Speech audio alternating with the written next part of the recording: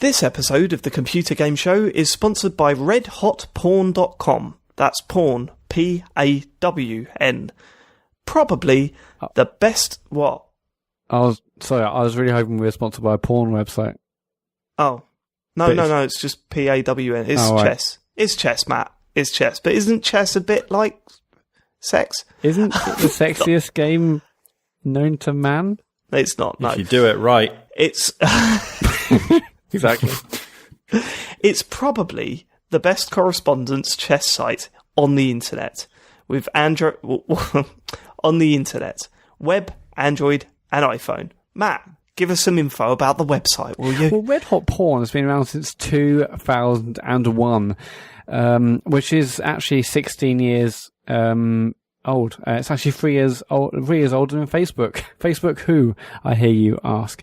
No, it's another social network, but... Well, we shouldn't mention them. They're not paying. Sorry, they didn't pay the 40 quid today, but redhotporn.com did.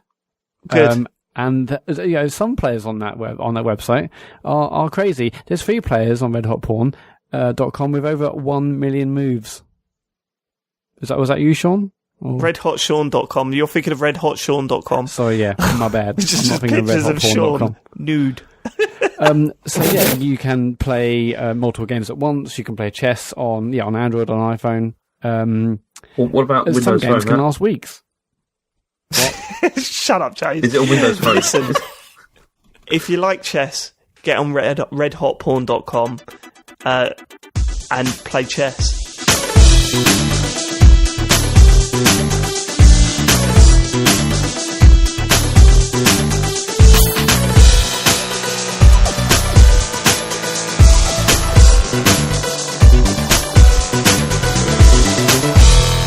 Hello and welcome to the Computer Game Show. My name's David Turner. I'm here with Matt Murray. Hello there. James Farley. Hi. And Sean Bell. Hiya. I can't tell you, Matt, right, straight up. So I got onto the Discord about 5 minutes before we agreed to, start recording. I saw a text on my phone. It was to our WhatsApp group that said, from you to James, saying, have you done the tweets and emails? You reply, what was it? James replied, no, can you do them for me? And then James came online on the Discord. Yeah. And I went, why have you asked Matt to do it if you're already at your desk? You're already logged in and you're on Discord. Why don't you do it? I just can't be bothered. It's no excuse. It's a power He play. just couldn't be fucked. I was going to play the NAC 2 demo this week, and then I looked, and then there's nothing in the docs. So I was like, okay, I'll do the emails, and I said, James, do the tweets, and big fan no, but they're in there now. Okay, look, it's not the my one fault thing that you do. It's not my fault we're recording on Sunday, is it? I mean, that's the point. We don't normally do this. Yeah, that is my fault. No, it's Matt's fault. So you can't expect me to be entirely prepared. Yeah. I've got no idea which way this is going to go because I don't drink on Mondays, but I do drink on Sundays. So, I've got a couple of beers cracked open, ready to go. I've been drinking most on Mondays. What sort of rules are that? Well, I don't drink during the week. It's Friday to Sunday. That's it.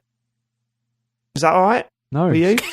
Look at you fucking really. alky. James, how was your holiday? Oh God! No, because it all, doesn't it? Where did you go? I went all over Scotland. All over it. Like I've been everywhere. Well, that obviously not everywhere, but a lot of places. I mean, did you go to Edinburgh? Yeah, been there. And you go Glasgow. Yep, been there. That's it. That's the two places. That's Scotland. Yeah. Bingo. Also we spent a lot of time in the Highlands as well, which it's amazing to drive around there. That was the bit of the journey that I really enjoyed, was driving around across there, because it felt a bit like Forza Horizon in a crap car. It was it was pretty good. I enjoyed that. But I don't know, you see, in theory the holiday was a good idea. But in theory it was a good idea, but because the whole idea we were like, we don't want to just go to one place because the kids get bored and stuff like that, and it's I don't know. This wasn't my idea. I'll be honest. It was my wife's idea to do this. Why? And, well, her idea was, she was like, okay, why don't we go to Scotland, but we can stop on the way at multiple places, and basically, as Matt described it, made it into a road trip. Yeah, no, that sounds quite sweet, a road trip. And let me be clear, every time I've been to Scotland, I've had an amazing time. Yeah. So, I'm not dissing Scotland in any way. Yeah, no, and I've talked about basically doing the same thing. It's a really good idea if you haven't got a 7-year-old and a 4-year-old in the back. Okay. That's one of the things that was a bit of a downside, because they were like fighting and that was happening quite a lot. And then, you see, and also before we went away, I just developed this horrible cold. And then, so I was like coughing like most of the time while I was driving, which was horrible. And also, Chen prepared it so that there was always no more than 3 hours between each like place that we were going to. Mm-hmm. And when she told me this, I just thought, yeah, it's fine, it's nothing. But then when you're actually sitting in the car and you just think, 3 hours, that's quite a long time. So like, and especially if you're doing like country roads, that is fucking exhausting. Like, so it was it was nice. Scotland is really nice. It's a really interesting place to like go around. And as I said, the Highlands were fantastic. But also I had like this massive cold. We also stayed, and also people, you see, we know like a couple of people that from like around where we went to, and they kept banging on about the midges. You know about this? Oh yeah. They kept going on and on about... A midge is like big mosquitoes or something. They kept going on and on about this, and they even brought us these like hats, so we looked like fucking beekeepers, right? That they wanted us to wear. And they gave us this idea that it was going to be like, as soon as you get out the car, you basically just get swamped by these bastards, like coming at you, and that you haven't got a chance. And like, so we had all this stupid, like, like beekeeper's outfit, like spray and all this kind of thing. It's not cheap, all this stuff, we had to like get up there, didn't see a single one. Like the entire time, there wasn't a single midgie. Like James the entire Farley time, somehow making not seeing a midge. What are they called? Midgie. Yeah. But not seeing a massive mosquito into a bad thing. Like James Farley, the man who came all the way to Scotland, didn't get eaten alive. Yeah, it's just they've been going on and on and on about it. I mean, it's like whenever we've gone anywhere else that's like in the winter and everyone's like, have you got your winter tyres on? And it's like, fuck off, you don't need that, it's fine. And it generally is, chains on there. But in general, it was really good. It's just that I was really ill for most of the time. And then we stayed in this like tiny cabin as well for one day.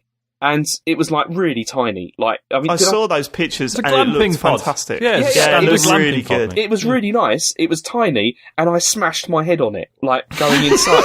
Because James Farley's the worst person. The thing is, there's James complaining about the holiday, and you know that everyone else on that holiday had a worse time because they had to spend it with James. This is the thing, right? I didn't complain at all during the entire trip. Like, this is the first time I've complained about this. Bollocks. And the good thing about it is since I've come back, my wife's been super nice because she was like, "Oh, that was pretty tough, wasn't it?" And I was like, "Yeah, I need a rest now." And so she's been really nice, which has been really good.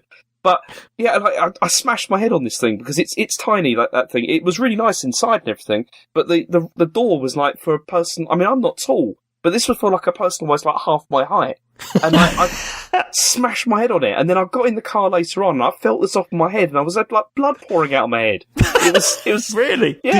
What did you do to your head? Just you smashed it. Yeah, I smashed it. Yeah. James, I mean, you've got a bit of a rest soon.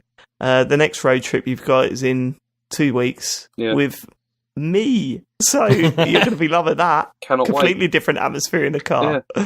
I mean, did you decide who's driving? Because there was a bit of back and forth on that one. I'm still up in the air. Okay. I've got a very confusing wife. Because Dave, like you get bored enough when you're the driver, right? So I can only imagine what you're like as a passenger. I'll just be sleeping all the way out there. No, I'll just be sleeping as a passenger. I should be fine. But driving all the way out there, I will be screaming, singing songs. It's going to be a lot of fun. So that's nothing that I haven't had with the kids in the back for the last week. So it's fine. I'm totally just a fully grown man though. Yeah, surely that's worse. And the person in command of the vehicle. Right. Okay, Matt. Let's see that feedback. Let's see that unedited feedback. You said, I mean, before tonight's recording, you said I've been editing some of the feedback. So is there anything in this list that I haven't included? I don't know. I haven't looked at the list. I will tell you that we had a tweet. Is it in the list saying why is Matt editing the feedback? No, I didn't even see that one. See what I mean? Yeah, whatever. Right. Here's the thing. Right. Here's the thing. I thought this at the time, but I was mid-argument. It was about the TV stuff, the PS4 and the TV.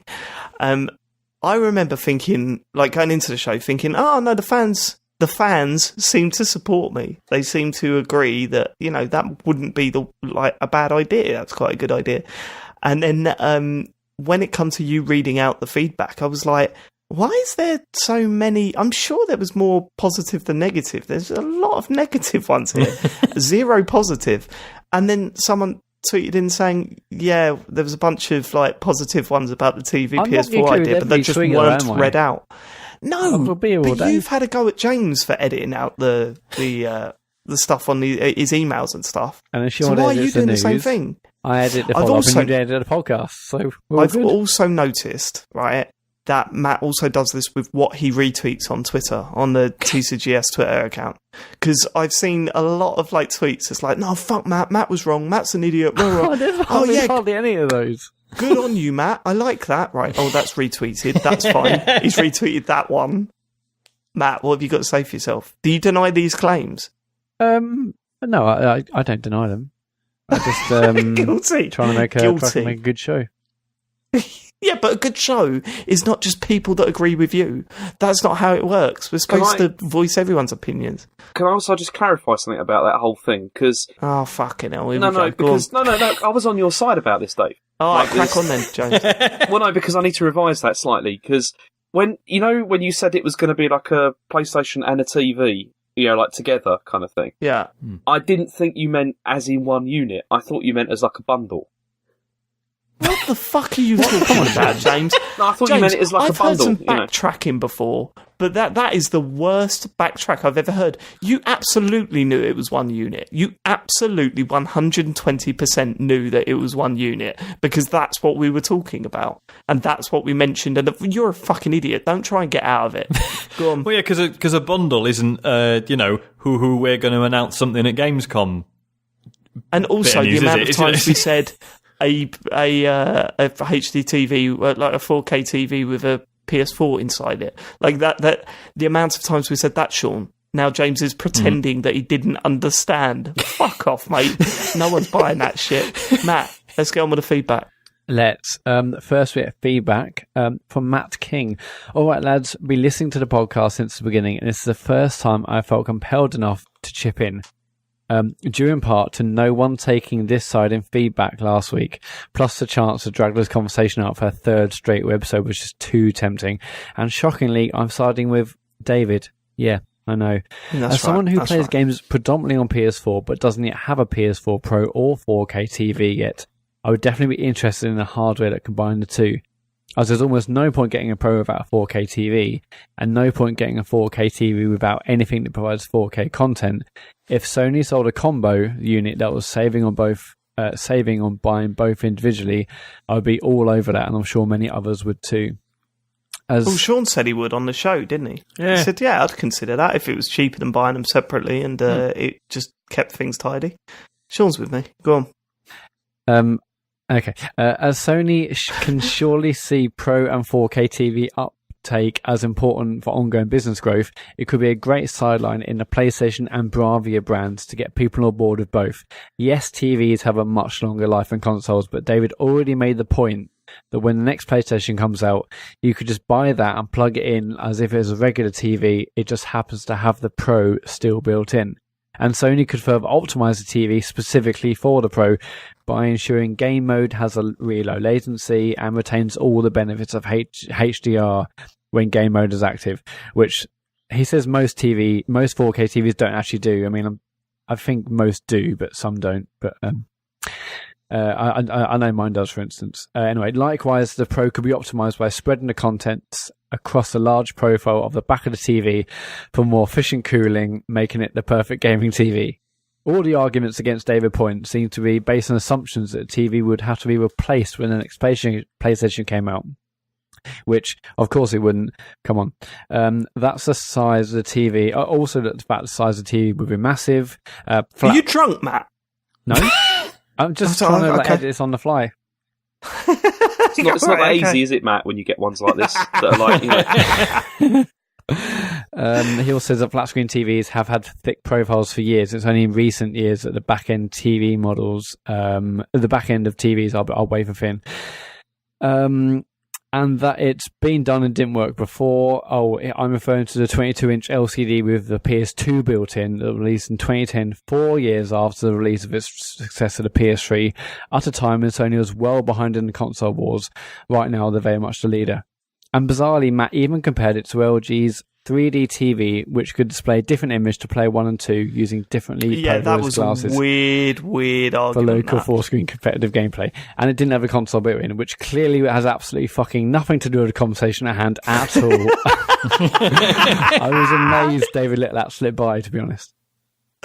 I was so blindsided. I didn't know that Matt thought it was a stupid idea. I wasn't expecting to argue the point.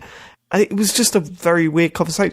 So, who's the person? There's some more. Come on, guys. I know the temptation to beat David around the head with something new every now and then is very, very high.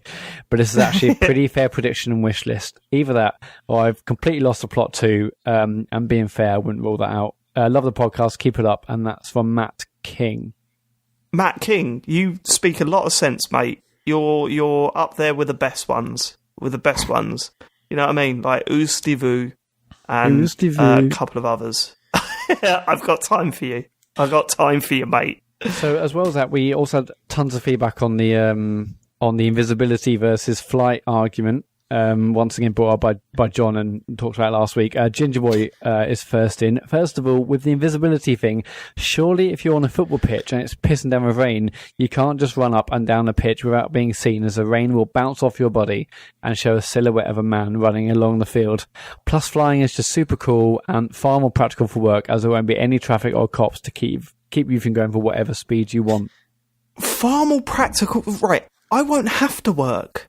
I'm invisible. I just steal stuff. Come on. Oh, so you could be a thief. You're an invisible thief to support your family. Oh, fuck off, Matt. Like, you wouldn't... Right, so you would actually report every time you fly to make sure that you comply with the flying regulations in Britain. Yeah. Fuck off, Matt. Go on. Take Adam your passport with you just in case. Is back. Yeah, is he going to check in? Is he going to check in at border control every time he goes to the country? I mean, it's all mute. I mean, it doesn't count now because flight won. So fair play. Oh, I'm not bothered. I didn't have a horse in a race because I don't own a game. So exactly. Good point. Do not care, baby. Adam from Stoke-on-Trent. Follow up first. He's got some questions later, but we'll wait for James to read us out. I have to weigh in on David's insanity. His argument for choosing invisibility over flight is ridiculous. Perhaps the most ridiculous argument I've ever heard. Removing the perverted option of sneaking in change rooms, etc., but then suggesting that prancing around families watching sporting events and gigs as a 30-something naked dude is just creepy. Flight would definitely be better. Why is that creepy? Because you're some 30-year-old naked dude. David, why is that not creepy? No, because A, they can't see me. You know what you're doing. Yeah. Yeah, but I'm not doing it in a sexual way. The fact they can't see you just makes it like definitely non-consensual. It makes it even worse. Yeah. It's like you're what do you mean? them. I'm not subjecting them to anything. with your naked body. You know. Well, right, okay, you guys are being weird. No one can see you. It's the same as wearing clothes, although you haven't got clothes. Why do you wear clothes? So no one can see your dick. Well, when you're invisible, no one can see your dick. It's the same thing. Same result. Hey, that's not the only reason people wear clothes. It's also, it's comfortable and stuff like that. No, it ain't. It's more comfortable not to wear clothes, and you know it. You know it. Yeah, I'm not wearing any clothes right now.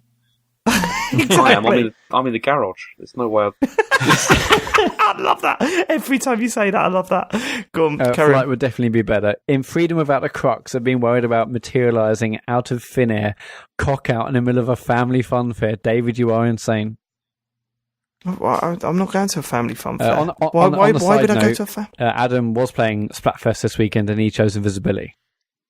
Yeah, well done. You won. Can't argue that, mate. Ustivu, SMW, and Man of a Million. Oh, no, names. you didn't win. Sorry. I was going to say, yeah, flight one, mate. Well, hold on. He's having a go at me and he chose Invisibility. It's not about his. So he's on your side. He just doesn't like your reasons for being on your side. Right, so the only other reason he could have had for being invisible is the girls' changing room thing. So you're... All right, I don't want to be associated with you, mate. Go on. Next. When John Denton was on last week, he blew everyone's mind by saying, actually, when you're invisible, you could just re-visible yourself and then watch a game from a seat without having to run up and down the touchline. SMW, Dave losing it when John Denton blows his mind about using invisibility is hilarious. He follows up by saying, John was a great addition last week. Nice dynamic having someone who doesn't take Dave's shit. Firstly, I mean, I don't know. I don't think anyone really takes my shit. Secondly, the reason why we didn't think of that, because I thought about this after the show, there is a reason why we didn't think of that, right? You know that. Go on. Because we come up with the rule that you would have to be naked. So if you did that, you went invisible, went past security, and then re-invisibled, you'd be a naked man in the middle of you'd have to steal some clothes first. And, the O2. So, yeah, that's why. The Millennium Dome building.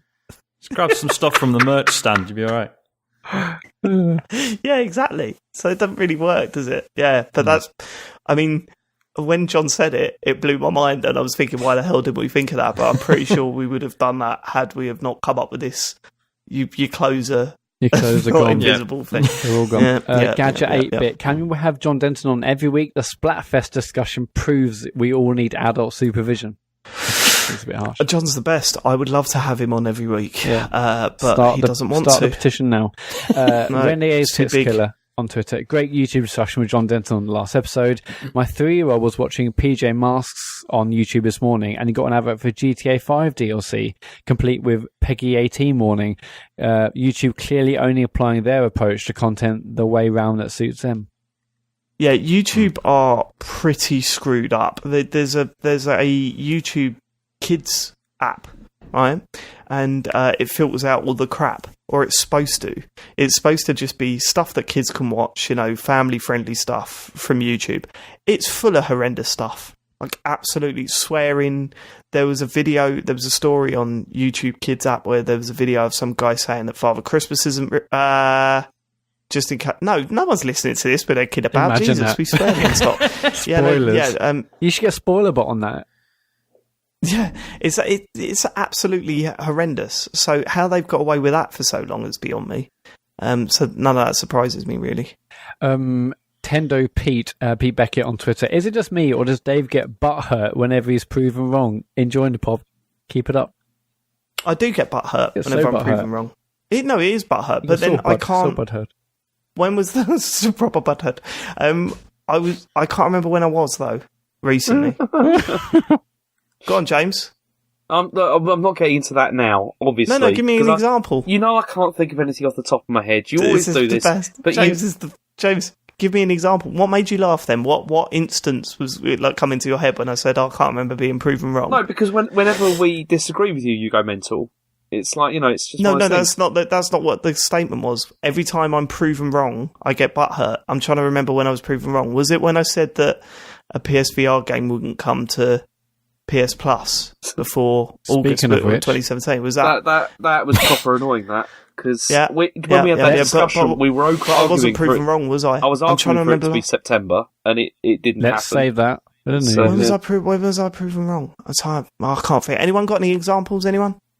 No? Okay, well, next bit of feedback, go on. Adablack39, I reckon the reason that guy was buying GTA 5 that Dave saw in Tesco last week was that he could have a copy on its console, and then Shawnee Boy responds to that saying, anecdotally, he knows loads of people who are now only just jumping onto next gen, or current gen, and one of the first games they buy is GTA 5. Yeah, that's exactly it. Everyone that I know that has bought a PS4 or Xbox One in the past year or two has bought Grand Theft Auto 5 with it. I don't know, do they still bundle it in with systems like straight away? GTA 5? That could be part of it as well. Nah. No? What? No, when I say bundle it in with systems, I don't mean like literally like a marketing campaign where it's like printed on the box. I just like, if you go into a shop, it's like, you see those, buy the console and you'll get 2 games free. One of them must be, but often those are just 2 fairly recent games, aren't they? Yeah, you're right. But yeah, no, that's like one of those ones where it's, I'm going to buy It was like in the old days. In the olden days, when you bought a console, you'd buy Street Fighter with it. You just would, because everyone's heard of Street Fighter is the popular game. And I suppose Call of Duty's up there as well, I guess. I don't know. But, yeah.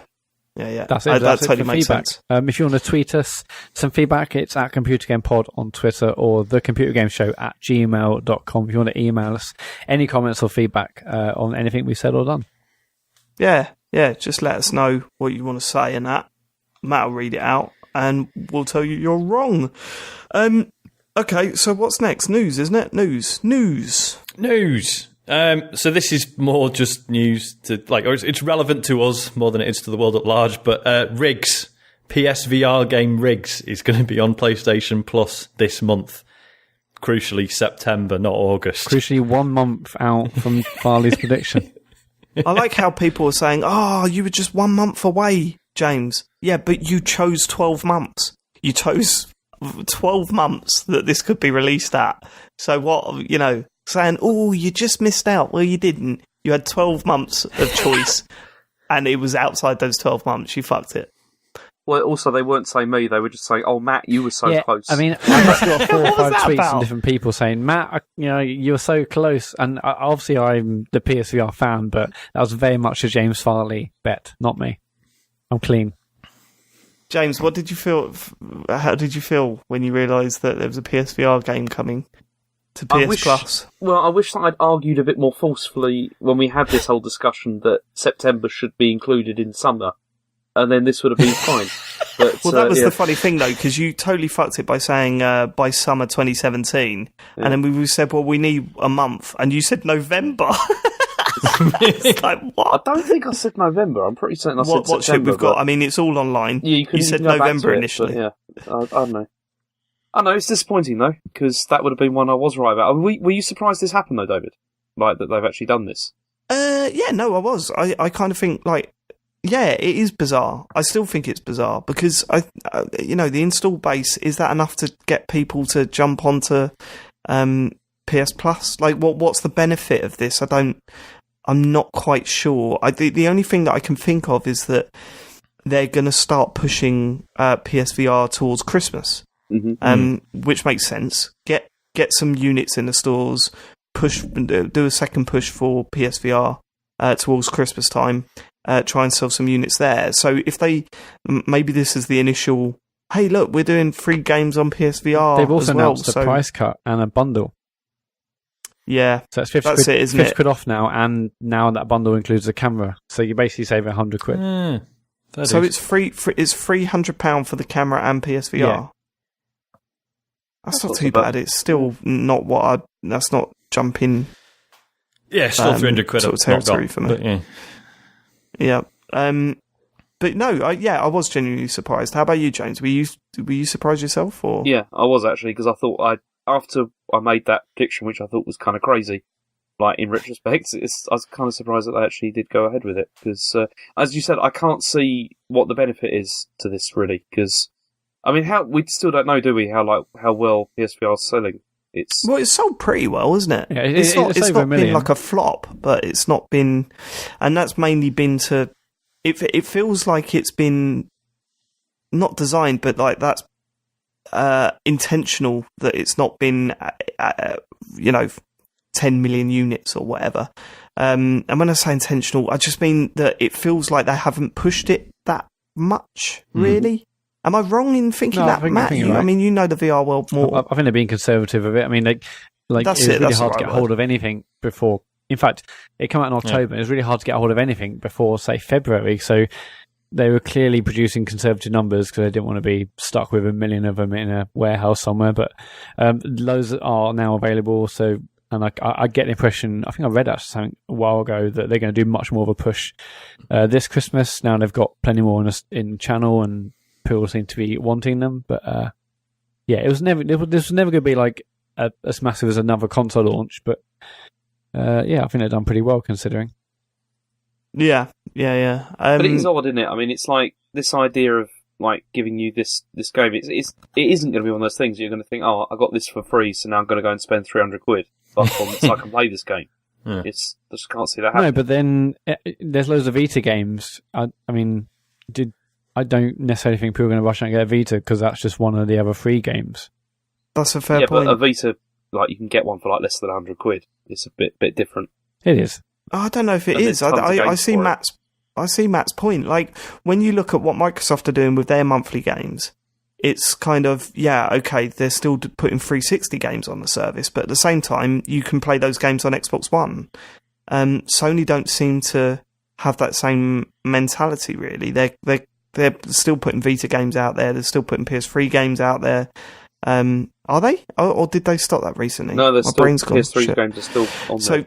So, see, PS3's games still on there, and then so maybe Vita games is not.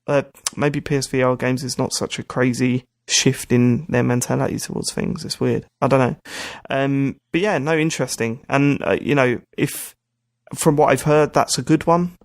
I know, Matt, you had some problems. I mean, I felt super sick playing it, but it is definitely one of the more accomplished PSVR games out there. And like, they definitely, if they were like, right, we're just going to start putting PSVR stuff on PlayStation Plus, they could have gone with something that wasn't full price when it came out. Yeah. They could have gone to something a lot smaller. I mean, granted, I think Riggs pretty much tanked, but still, could be worse. And not only that, it's one of those things where it's like, it makes buying a PSVR a little bit more interesting, because you're kind of thinking, okay, I've got to buy a PSVR and the games. If you've got PS Plus, then okay, fine. Well, there's some free games coming out every month for it, so yeah. Okay, fine. Next, Nintendo did one of their Nindies presentations. I wish they'd stop calling it that, but hey ho. Basically, going, look, here's a load of indie games coming out for the Switch, and most of them quite soon as well, which I don't think anyone was expecting. It was really good. Has anyone else watched the whole thing? I know you sort of not the bits. Whole thing. I watched bits of it. I mean, I thought it was all right. I didn't. Yeah, I see, because I got a weird relationship with indie games like that. It's kind of let people crack on and tell me what are the really good ones, and then I'll jump on board. So when it comes to these sort of announcements of indie games, I very rarely get like hyped up. But yeah, I mean, so they announced Super Meat Boy Forever, sequel to Super Meat Boy. It's coming to the Switch. They didn't announce. They showed more of SteamWorld Dig 2. It still looks pretty cool, and it's definitely coming out on the 21st of September, so that's really soon. For some reason, Kentucky Route Zero is getting a Switch port. That was such a surprise. That was really weird, wasn't it? I know me and Matt, we talked about this briefly. I think we're on the same page in that we've played a bit of the PC version, but it's been taking fucking ages for them to get the episodes out. It's split across 5 episodes. Did they actually release them all in the end? Apparently the Switch version is coming out in 2018, and apparently the release will coincide with the final chapter coming out on PC. Yeah, because exactly. I played the first, definitely the first one. I think I might have played the second one as well, but the gaps in between the episodes, it makes Telltale games look proper episodic. I mean, this is like 6 months plus. I just assumed the game and the studio had died somewhere. But and I think I must have kickstarted it or something, or maybe I just bought the whole. Yeah, you did, because you had extra codes that you gave to myself and James. And so I think they said there's 5 episodes originally, and that was in like 2015 or something crazy. But having said that, the first 2 episodes I did play, I loved the style. It was a really sort of weird story. Dialogue was interesting, so I reckon actually on Switch it'll be a great place to play it when it's actually all finally out. Yeah. See, I've found myself playing a lot more games, like indie games and stuff, on Switch. I mean, maybe that's also because there hasn't been like loads and loads of releases. But it's also because I don't know. I like the form factor of playing it on that, because then I can play it anywhere. Like, I mean, Half Genie Hero was like, it's not an independent game, but it was a kickstarted one. I just downloaded. Have you heard of like Forma.8? Yeah. I downloaded that before I went away, and it's a kind of like a Metroid style kind of game. Yeah. And I don't know. I just feel more well disposed to playing them on here than I am on other machines, because as we said at the time, it's taken over the Vita market of the go-to indie system, and one of those things is that it's just really nice to play on, and a lot of indie games, it's the sort of games that you play on the move, totally makes sense. I'm really glad that it's going to get a good indie scene, which it looks like it will do. Yeah, there's a bunch of other stuff. There's another Shovel Knight expansion. People still buy them.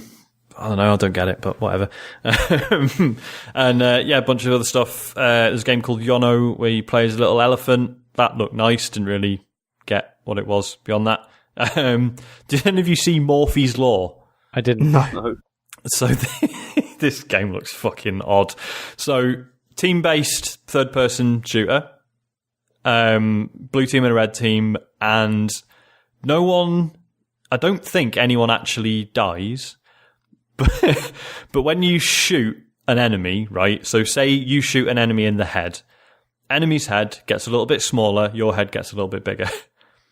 And basically, like, when like a team reaches a certain overall size, they win. So, and it's not just heads, it's like literally any limb and any body part. And apparently, like, getting like a certain limb to a certain size like affects like your stats or like gives you certain abilities. And it looks absolutely nuts. And like, so overall, the idea is that, so if you're getting shot a lot, you're going to become really tiny and you're going to become like a really difficult target, whereas someone who's dominating becomes huge and gets much easier to hit. And it sort of balances itself out that way. But yeah, it just looked really odd. Yeah, it makes sense, though. Sounds alright. Yeah. Go on, sorry. Golf Story was the one that spoke to me the most. That looks really good. I'm really enjoying like how much like everyone's so on board with that game, even though we barely even know like how it plays or anything. Well, it's the concept, isn't it? I mean, and what it's doing. But if I've taken it right from the trailers, is that it's a top-down RPG. Mm-hmm. But instead of battles, you're playing golf. Yeah. And you can just play golf wherever you want. You play golf to solve puzzles. Yeah. So you could just put the ball down whenever you're walking about and just hit a ball at something and solve puzzles and stuff. There's actual golf battles and stuff like that. And it just seems like a really nice way to, I don't know, a really nice way to take what's good about RPGs and insert something else into it, so other people might be interested in following that stuff. So it's got a story, it's got narrative, it's got characters that you meet, and all that sort of stuff. It's like like the trailers have shown, like, even though like it could come out and like be fundamentally not that fun to play, but the things they've shown are the things that you can show and be like, well, regardless of how it plays, it definitely looks really nice. It's a cool idea, and the dialogue seems really well written. There's like, I've been getting absolutely. a couple of laughs out of the trailers and stuff. So it's all those things that, like, even if it wasn't great, you could probably forgive it. So like everyone's just totally on board with it, and it's just it's really cool. I can't wait to take a look at that. I'll definitely pick that up because, as I say, I like the idea of RPGs, like, and Japanese RPGs and stuff like that. Never like the combat. I never like the stuff that you do in them. You know what I mean? So to rip that out and put in something that I wouldn't mind doing sounds like it could be a winner. I've missed the date for it, but it's soon, isn't it? It's like next couple of weeks. It's in a few weeks, I think. The other big one, No More Heroes, Travis Strikes Again, which was fucking odd. So this came last, and there was like this suitably weird trailer with Travis fighting a guy in his camper van, and then they appeared to both get sucked into a console which was running Hotline Miami. And it was the console from Let It Die as well, which is weird. It's the death drive. Okay. But basically, apparently, so that was all we saw in the trailer, and apparently they've said that like they're working with like 6 famous indie developers on it. One of them being Denaton, who did Hotline Miami. So the suggestion seems to be that this is going to be like a compilation of indie games, but where you play as Travis Touchdown and this other guy. Well, that's pretty good. I like that. Yeah, it sounds nuts. So yeah, properly excited about that as well. I didn't know that. I thought it was either a remake or a sort of a, would have been DLC. Yeah. Sort of sequel type thing. But no, if it's that, sounds then really interesting. That sounds like it could be a lot of fun. Yeah. So that was pretty. I mean, there was other stuff, but just go and watch it. There's a lot of stuff that was like is probably just fine. Like scrolling beat 'em ups and stuff. But yeah, worth a look. Other Nintendo news, less positive this time. They are scrapping Miiverse. I mean, I don't really blame them. But it's just kind of sad because there are a couple of games that use it really well. If you're listening to this and you've heard me bang on about Affordable Space Adventures in the past, that has a very, very clever bit that totally relies on Miiverse. So you've got until apparently the 8th of November, they're shutting it down in Japan, and then the rest of the world is going to follow suit soon after. So yeah, get that done if you can, because it's so good. Yeah, I don't advise. I mean, who cares? I mean, it's home, isn't it? No. PlayStation Home. No, yeah. I mean, it just, you see the odd message and you go, oh, I like it. It does not bother me whatsoever. It was a nice idea, but it's just another thing to check in it. And one thing I don't blame them for binning it. Like, adding it to the 3DS was smart, but yeah. One thing I did think about when this was announced that it was going to be, closed down, was the thoughts and feelings when it was put together. Because this was billed as sort of like Nintendo's social network. Yeah. And, the people that are working on it are probably thinking, give it 5 to 10 years, and this is going to be massive. Everyone's sharing all their experiences and getting in game groups and chatting and sharing pictures. This is it. And then it's like, fast forward to today, and it's closing down. It's gone. And no one's like particularly bothered. It's really disheartening. It's a shame they didn't add it properly to Switch. Obviously, Splatoon 2 has got it, or a version of it. Yeah. Feels like it should be on Switch, right? Yeah, and it's one of those things. It's like, really, like, how much money does it cost to keep it running? I suppose that, like, it's still heavily moderated, so it's probably more that than like the technical aspect of it. But yeah, I don't know. I just feel like it can't be that expensive. I'd be surprised if it is, because I played New Super Mario Bros. U not too long ago, and some of the pictures that come on between levels not moderated. Fair enough. Wankers will be wankers. Yep. Last one. GTA Online, they've added this new mode, this new sort of expansion to GTA Online called Smuggler's Run, named after the old Rockstar game.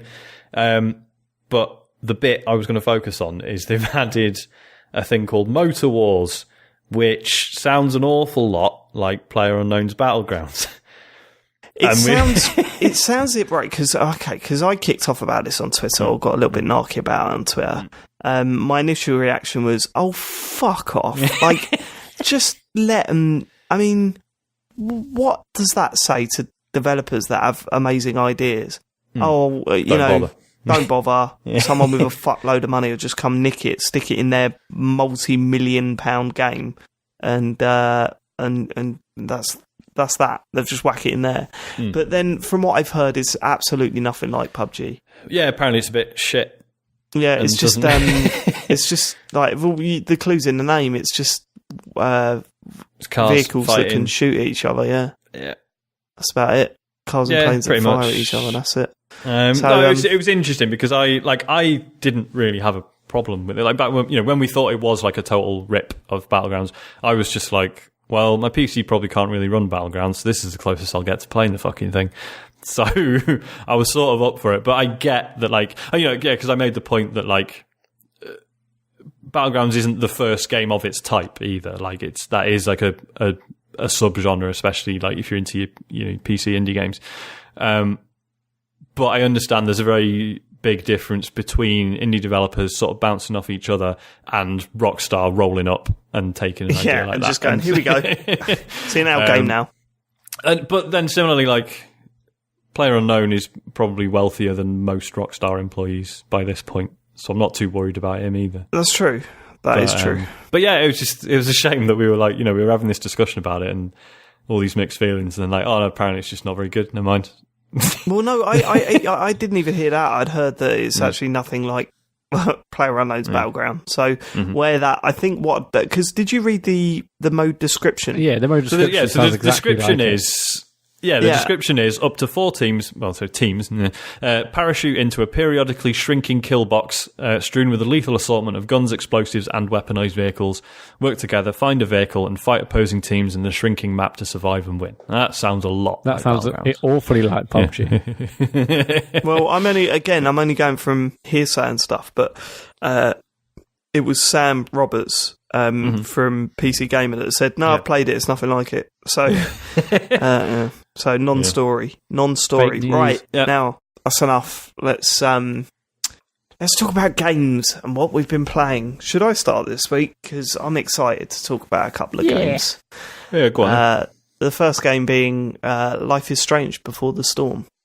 Matt, we were talking before the show, before you turned up. Did you play through Life is Strange again? I can't remember. Yeah, I did, yeah. Yeah, we had a spoiler bot type discussion about it, yeah. Right, okay. So yeah, fully up to date. Loved it. For those of you that haven't played Life is Strange, it's one of those narrative-based moral choice games. It had an interesting mechanic where you could rewind time. So the idea was that your choices mattered, but you had several attempts to make them. You didn't see the outcome. So it made you sort of like think, oh, fuck, am I making the right choice? No, I'll go back. No, and then you do that loads of time, and then you'd have to pick one. And that affected stuff that happened later in the game. This is a prequel based on one of the characters in that game, one of the main characters, and there was, it's made by different people. Is that right, Sean? It is, yeah. And a bit of a discussion of whether it even needed to be told, because the idea is that in Life is Strange, the first series, it was all about Max, and she was returning to meet a friend from the past, and she was in the middle of a big school drama where one of the members of the school had gone missing, and that's kind of the setup. In this one, you're experiencing the relationship between that character and the person that went missing, and people saying, is that really needed? Do we really need to know that stuff? I've got to say, based on the first episode, I absolutely loved it. Like every second of it. At first I went into it thinking, I'm not too sure if this needs to happen. I'm not too sure if this is going to be anywhere near as good as the first one. They obviously can't do the rewind mechanic because there's a reason why it's in the first game, and there's no chance they could have it. And I was thinking prequels in these sort of games are quite dodgy, because a lot of the first game is who's going to die, who's going to survive. And in this one, who's going to die and who's going to survive because you've seen what happens after. So that kind of tension kind of breaks and stuff. And if I'm totally honest, there's not much happens in the first episode, but that's not what's important. It's the way, it's the dialogue, it's the setting, it's the music, it's the shots that, the various different camera shots and stuff. It's the way it presents itself is so good, and you could probably say if this was an American teen drama on Netflix, you'd roll your eyes throughout, and I probably would. But I don't know what's the difference. Like, I'm just so into it. I'm so invested in the characters. I love the place that it's set. I love the style. To go back to that, maybe having a weird effect on me, and that I'm not. I could see the flaws of the game. They've replaced the rewind mechanic with a mechanic that is absolute horseshit. It's so you play as Chloe, and the idea is that several times throughout the game you can confront people, and to do that you listen to what they say and then try and pick the best comeback. And if you pick the right comeback, then you get one up on them, and you can manipulate people to do what you want. It's awful. It's awful. It doesn't. I don't think it works. Some of the comebacks, some of the dialogue is so unnatural in those moments that it's kind of like what. Like the first example. Let me give the first example. I had to intimidate a bouncer to let me into a gig, and when you're doing this back and forth, you're basically putting down the bouncer throughout the whole thing, and then he goes, "Oh wow, you are really aggressive, aren't you? You've got some attitude, you can come in now." And it's kind of like, roll your eyes sort of stuff. But none of that shit got in the way of me just enjoying every moment. And I'm sure there are people that will hate this. There are fans of Life is Strange that will hate it. There are people that have never played Life is Strange that will hate it. Because by the end of it, when the credits rolled on the first episode, it is kind of, nothing really happened. It was just people talking. But for me, some of the subjects it covered, some of the ideas it had, some of the places that it went really sort of just, this is not like anything I've ever played before, and I love it for that. That's why I loved Life is Strange, because what a lot of fans of the series that will get angry about this will forget is that Life is Strange had its problems. You know, it wasn't fantastically well written in places. It had some weird puzzles that didn't need to be there and totally destroyed the pace. This has its flaws as well, but it still has that kind of natural feeling toward. The best parts of Life is Strange is when it got real. You know, it wasn't all the supernatural stuff. That added the drama towards the end, but the best stuff was just the interactions between the characters, and that's in this. And some of it is done better than the first series. Just the discussions between characters and the awkwardness in conversation. That's all here, and it all works brilliantly. And that's why I can't wait to just play more of it. I really, really, really loved it.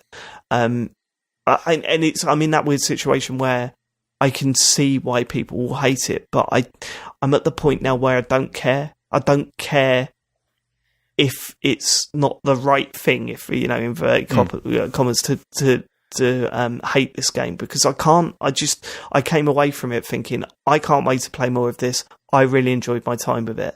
The other awkward thing is that when you played as Max in the first series, she was a bit of a blank canvas, right? She wasn't an aggressive character. She wasn't an overly nice character. She disliked people. She liked people. You know, you could paint your moral values onto Max.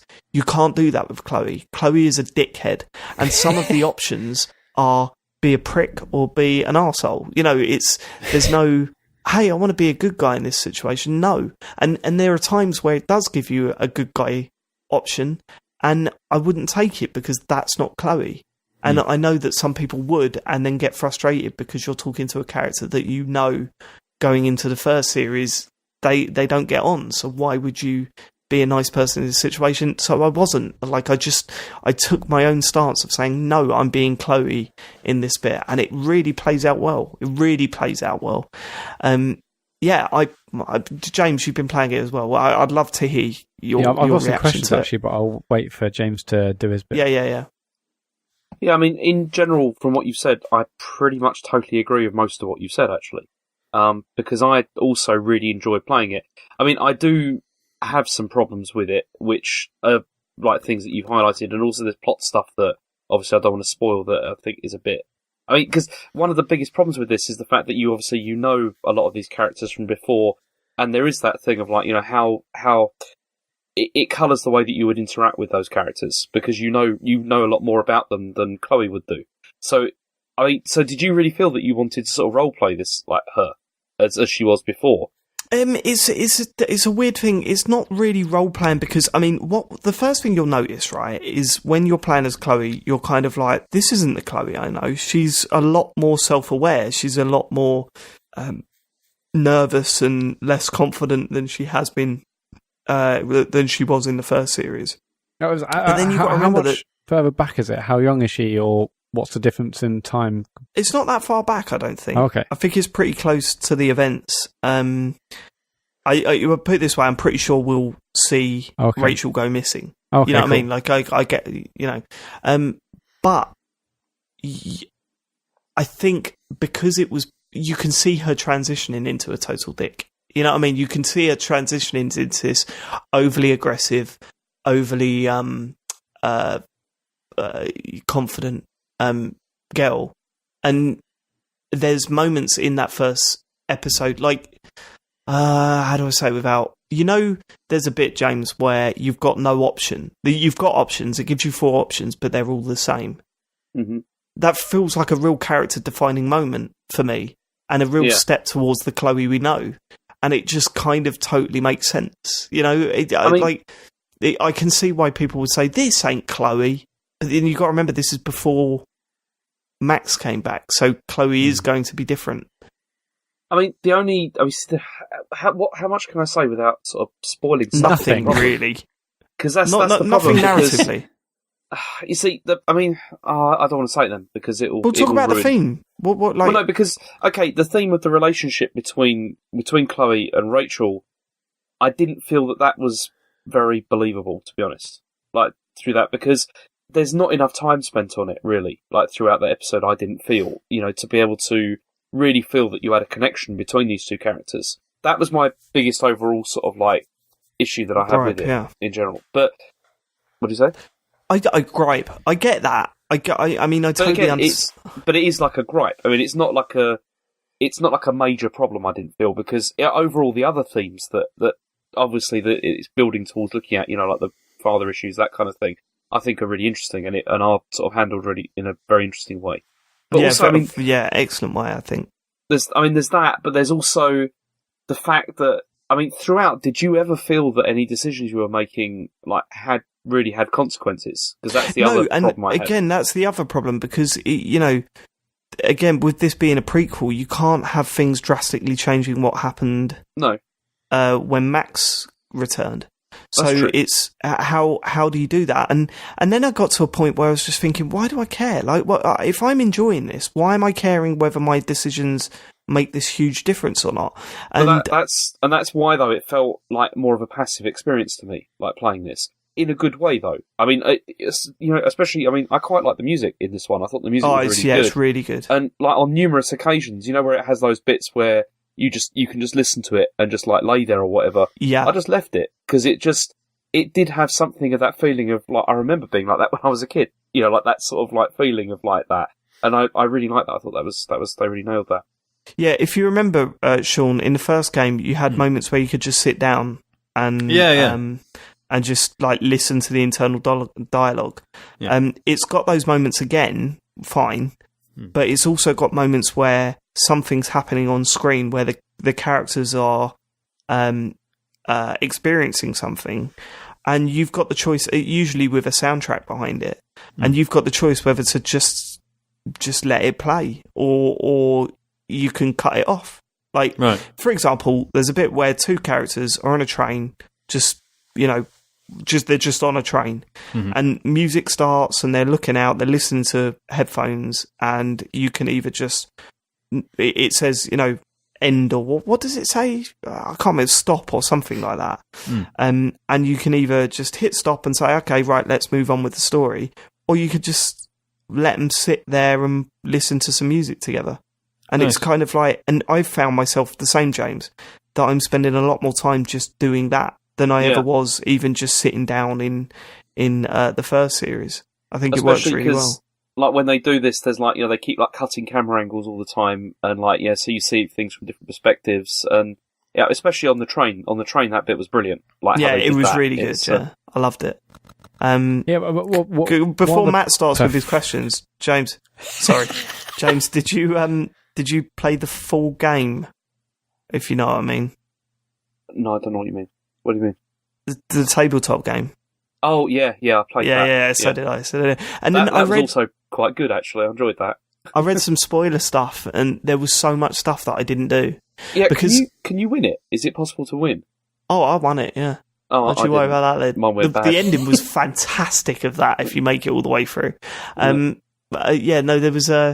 There's loads of stuff, because there's a bit before you go into school one morning, right? There's a whole scene before you go into school one morning. And I sort of did what I needed to do. And this is the thing. I'm role-playing as Chloe in certain aspects. But there are things that I didn't learn my lesson from the first one, because a lot of the stuff that I did in the first series, I was thinking, well, Max wouldn't do that, or that would be weird if Max just went over and spoke to that random person or whatever. So I didn't do it. And I'm doing the same thing here. But then reading the stuff that I missed, I'm kind of like, oh, fucking hell, I should just talk to everything and do everything because I'm just missing stuff. So that's a bit frustrating, but, that's just me not learning my lesson from the first game. Sorry, Matt. Yeah, you were... Sorry, one last thing. Did you do all the graffiti as well? No, again, because of the same thing. There were times where I just didn't think it was appropriate. You can go back to that. It's possible to. I did not know. That's the replacement for taking photos, Sean. Okay. So whereas Max would take photos, Chloe graffitis stuff. Some of it was quite funny. It had a genuine laugh out loud moment gag in it. And that, I know sounds like, oh my god, it had one joke in it. No, that's big for a computer game. One more than the entirety of the first series of Life is Strange, if I remember right. So it had one joke in it where I genuinely laughed quite loud, and it was stupid. It was a silly joke, but it made me laugh a lot. So I'll talk to you about that afterwards, James, because see if you had the same thing. Sorry, Matt, go. Yeah, so one of the best things I loved about it was the soundtrack. You said you've enjoyed it, but is it? I guess it's same sort of sound, or have they sort of changed it because it's earlier? They made it a bit heavier because it's Chloe. It's definitely a bit heavier. Cool. Yeah. But in a good way. Good. And yeah, there was one song, James, where I was kind of like, why are they using this? Chloe wouldn't listen to this. And then it kicks in and you're like, oh, right, I get it. Yeah. And now I want to try and find out who that band is because that was pretty good. Did you listen to the guy, that security guard's music? No. Oh, man. Okay. Never mind. Right. You can go back to that. Because, Why do you keep saying you can go back to it? No, because that's one of the things you can do, because they've got this thing called collectibles mode, where after you've finished the chapter, you can go back to any of the parts of the chapter, and you can replay it, but it won't change your decisions you've made. Oh, that's brilliant. That's really smart. Excellent. Yeah. So you can go back and you can find stuff that you've missed, like conversations you've maybe missed, or like the graffiti you've missed, or that kind of thing. And it doesn't affect your overall playthrough, but it just means you can see things that you maybe would. I think I'll wait until it's all done and I'll do all that stuff. That's a brilliant idea. Because I went back because I missed some of the graffiti on the first playthrough, and I was like, okay, I'm going to go back for that. It was good. Okay, cool. The dialogue in episode 1 of Life is Strange, loads of people took the piss out of. I mean, I didn't mind it so much. Is it more the same, or do you think they've tightened it up a bit or refined it a bit so it's less cringy? I don't think it was cringy. Yeah, I'd say it was a lot less cringy. I mean, and to be fair, with Life is Strange, I think it was only the first episode that it was truly grating. That the way they were talking, I don't think it lasted. Well, no, I suppose it did a bit, but it did sort of hang on a little bit. But I'd say the first episode was actually unbearable for that stuff, and then it started to tone it all down.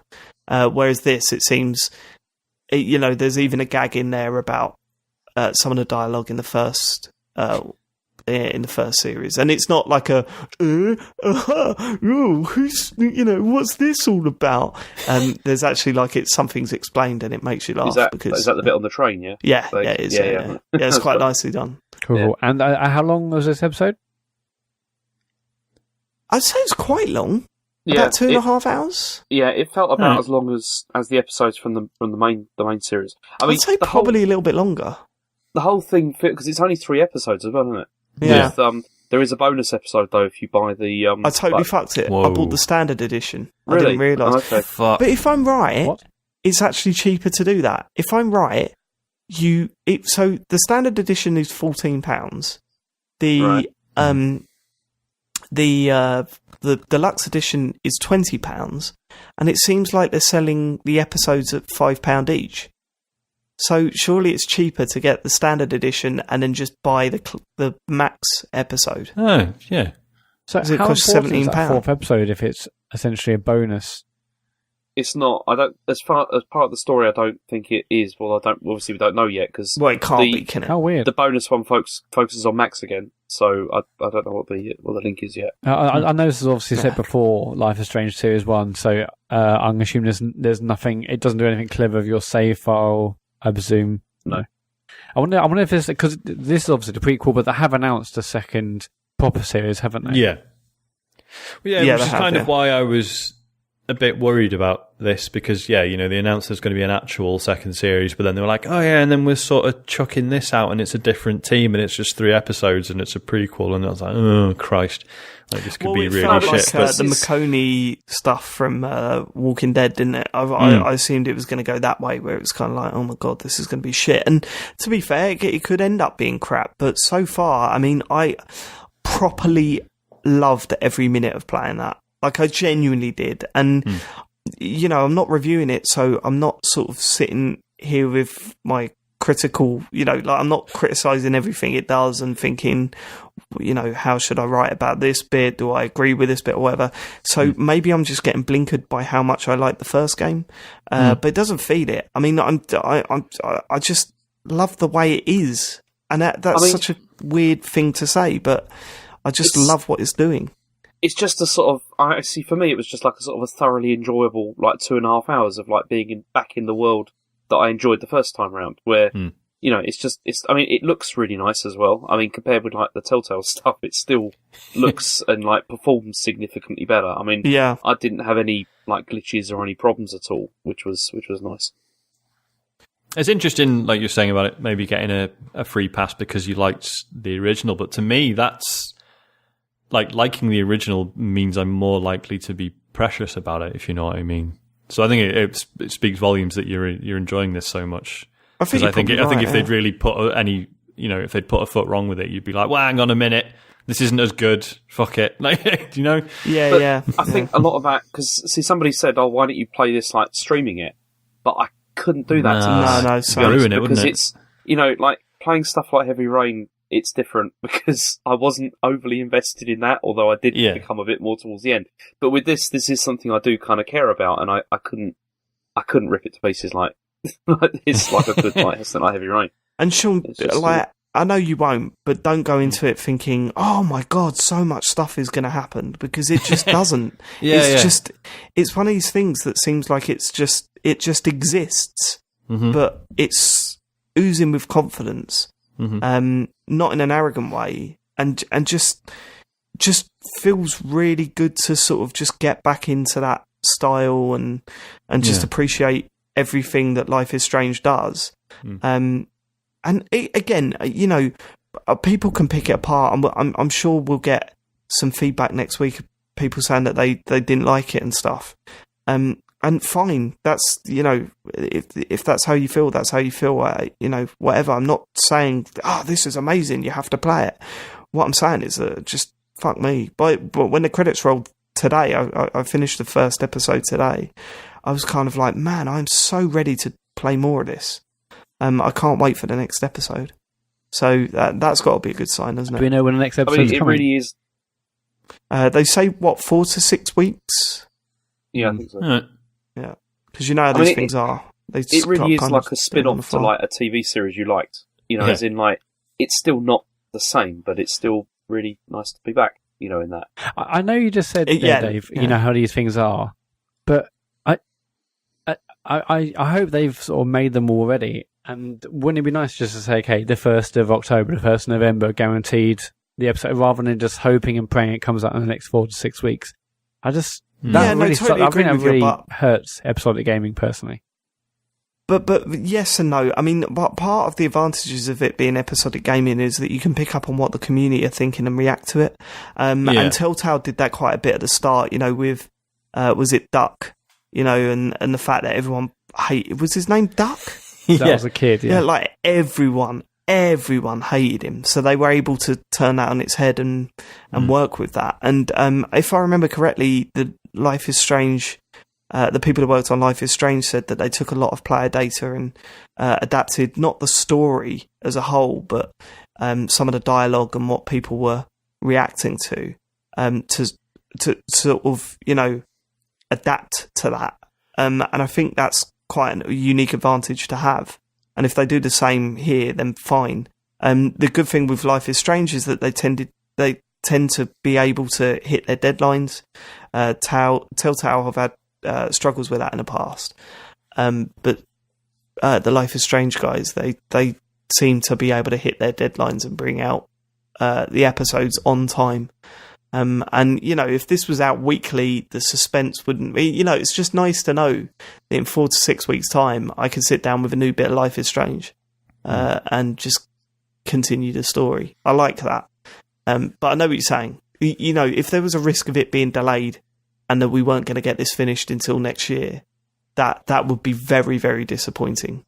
But the way it is at the moment, if they treat it like Life is Strange was, then I'm more than happy to just, let them. I'm more than happy to let them develop it on the fly. Thank you, Dave. That's big of you. I wonder if this is a save file here, and this would affect things that you potentially do in Series 2. Because I'd always love that. That's why I played it on it. That's why I bought it on Xbox. Yeah, I was asking on Twitter what's the deal with the save stuff, and everyone was saying no, it looks like it doesn't affect, nothing's affected.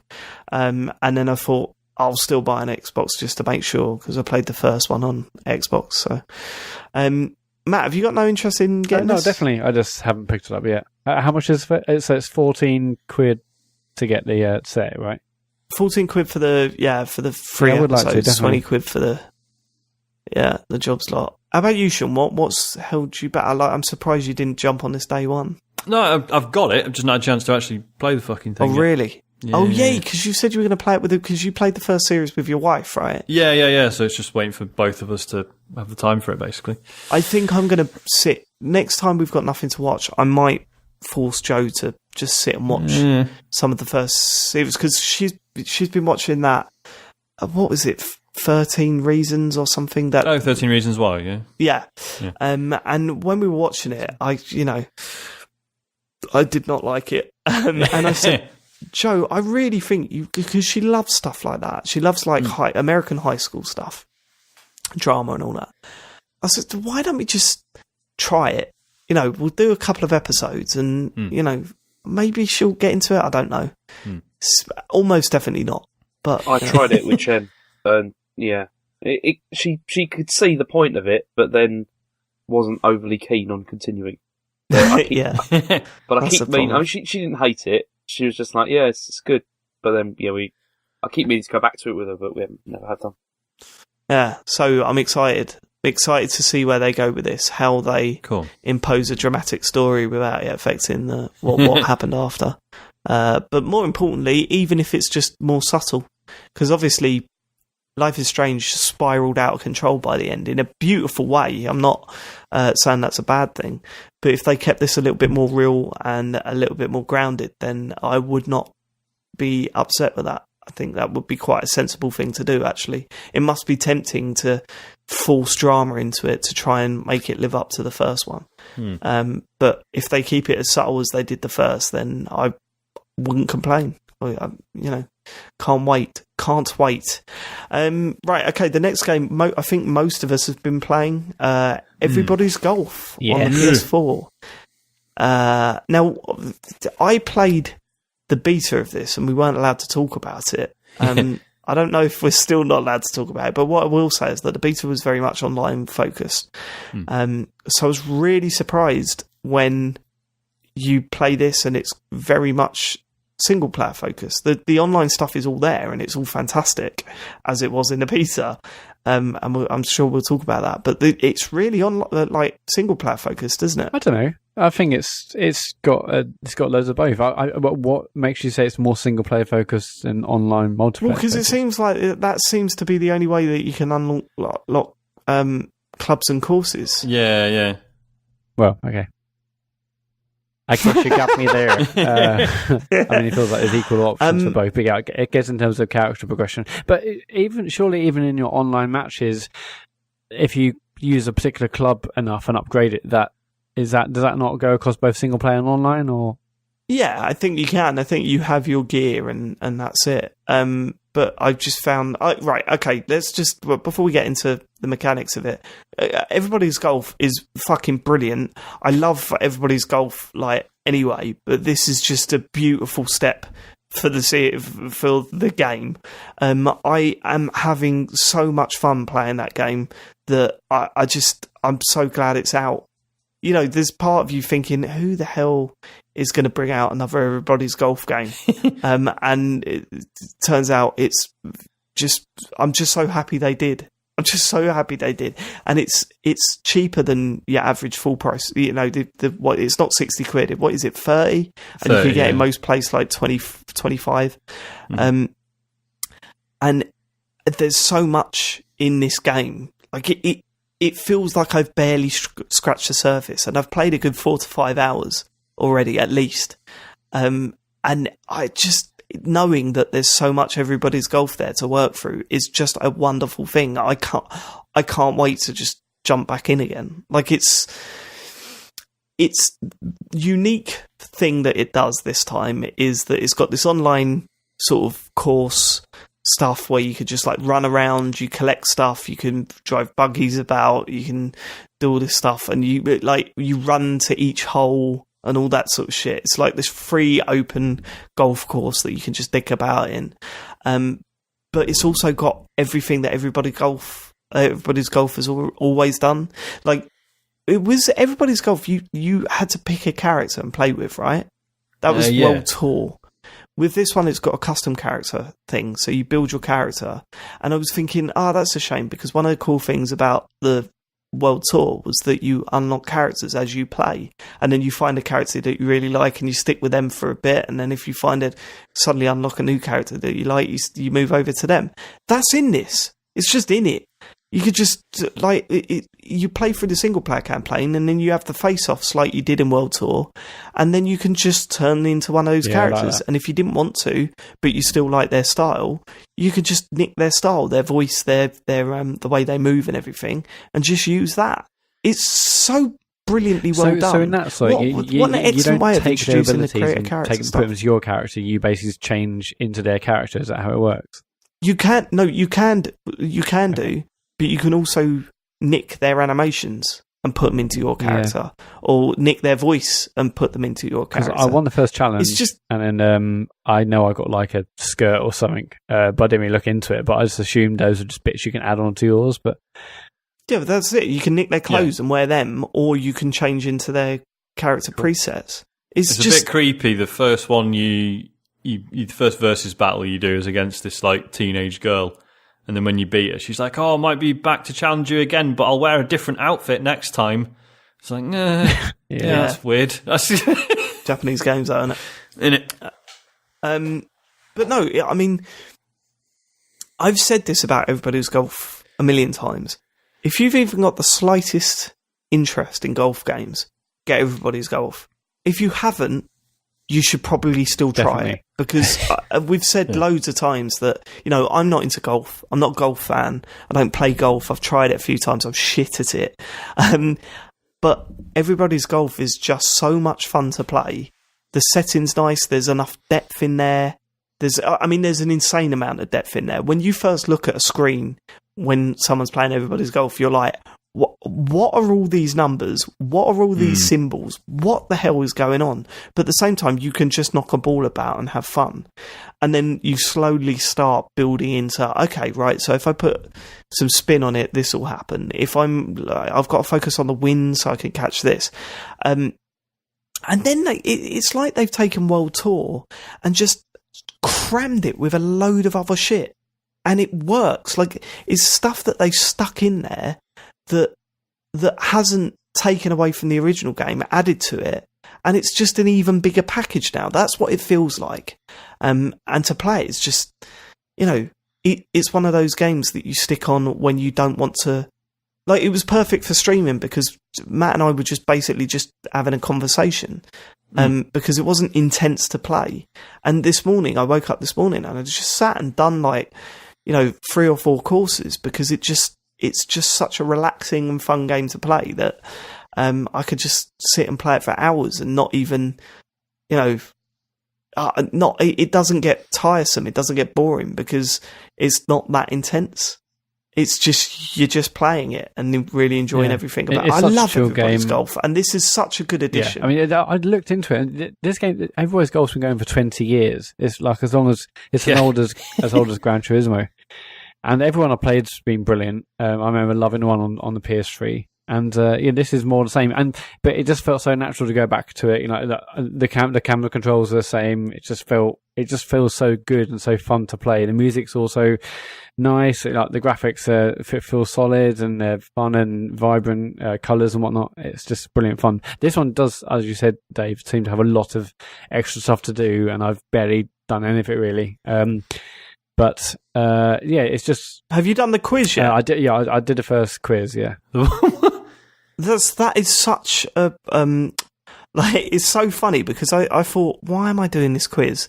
It's asking me silly questions about golf and stuff like that. What I don't understand why this is in the game. And then you get a fantastic power. In Everybody's Golf, you can look at where the ball when you're on the green, you can look at where the ball is from the hole's perspective, and it's it makes it a lot easier to judge where you should be aiming. You get that by answering enough questions on the quiz. It's just it's stuff like that, and then I just thought, oh, cool. I'll do another quiz and unlock something else cool. And it says no, you have to wait until you're ranked up to rank 3. And I was like, okay, cool. I'll rank up to rank 3 and then come back. Like, it was just, that's my mindset when I'm playing this game. It's just like, you can't do that. Come back later. I will come back later. I will. No, because I need to beat someone that's wearing racing gear. Yeah. To unlock the golf cart, and I haven't seen anyone in racing gear yet. It's a shame because in like the main, is it the home hub? Is that what they call it? Basically, like the main 3D hub world. You start off and you can select tournaments. You can do this quiz that Dave mentioned. You can go online and stuff. There is like a golf cart, which looks like a go-kart track around it, but I couldn't get in. And I've heard you can. Get eventually in, online. You can bomb around the links. Yeah, there's a woman standing outside of the golf cart, and I thought, brilliant, I can get in the golf cart now. And I walked up to her and she was like, well, no, you have to have permission from this character and you have to like play them first at golf. And I was like, oh shit, now I've got to keep an eye out for someone who's wearing racing gear so I can beat them at golf, so I can drive a golf cart. And that doesn't piss me off. It just means, okay, later on down the line I'm going to be in a golf cart. That's going to be great. It's just so weird.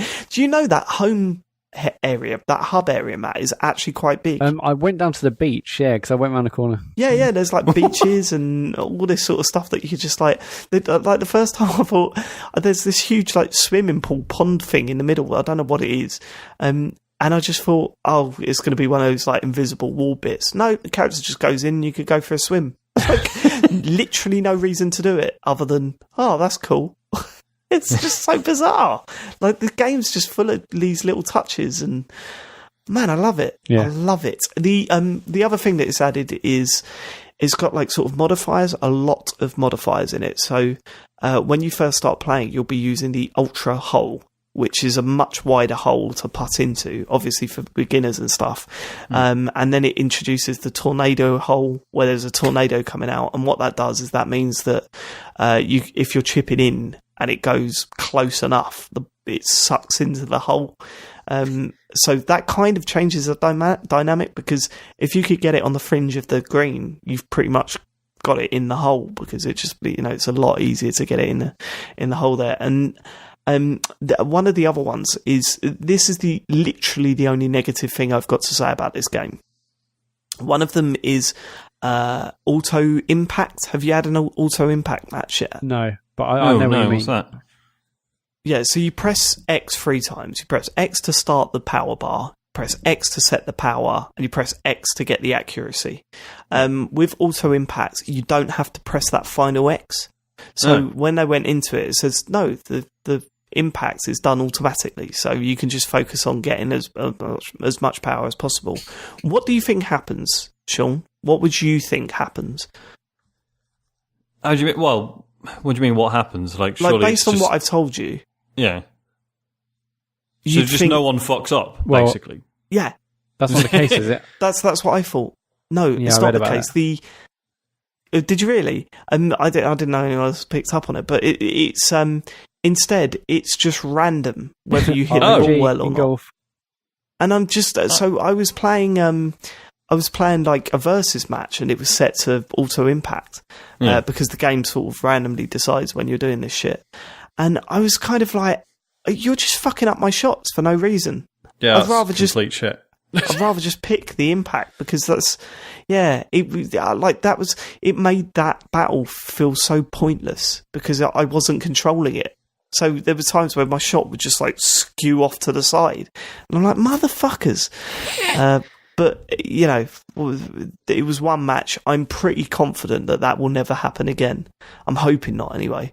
But that was one bad bit in some very fun times playing that game. It was, it's good to be back. I'll let Sean talk in a minute about this game, because I know he's played it as well. But one of the sort of issues I found, and we found, I guess, Dave, when we played together, is that now whenever you use certain balls or certain clubs, every time you use that club or those balls, you essentially level that club or balls up.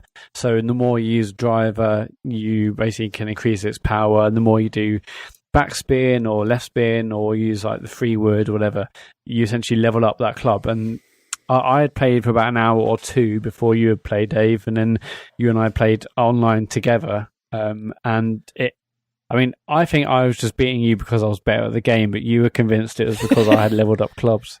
Well, no, because we were both getting 100% power, and you were still getting it like 50 yards further than I was from the tee. On the drive. And I was kind of like, well, how can I do this? Still doing some incredible long putts.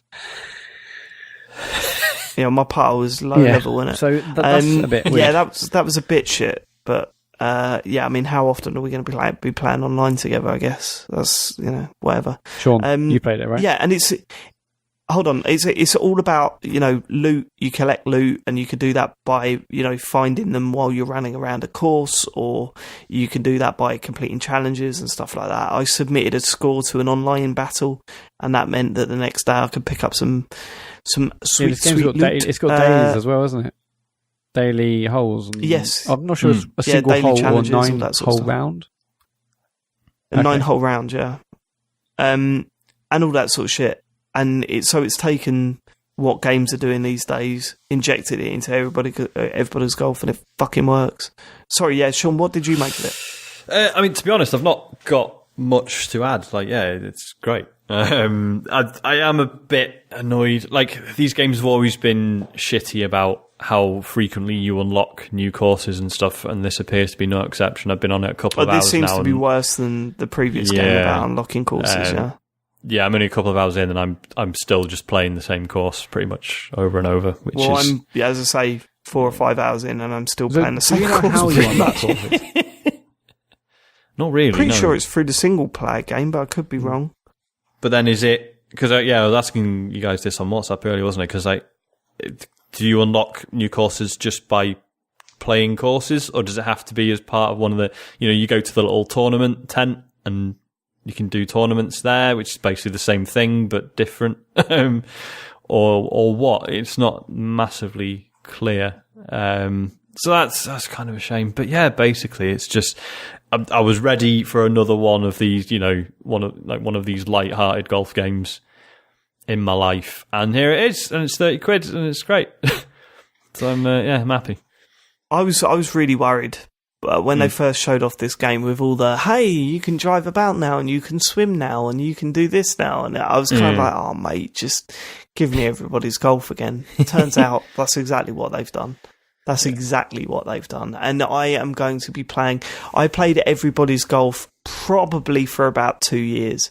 It was one of those games where if I was to a point where I didn't want to get too hyped up, just before bed, I just want to play something, or early in the morning when I weren't fully focused or whatever, I could just play something and really enjoy it.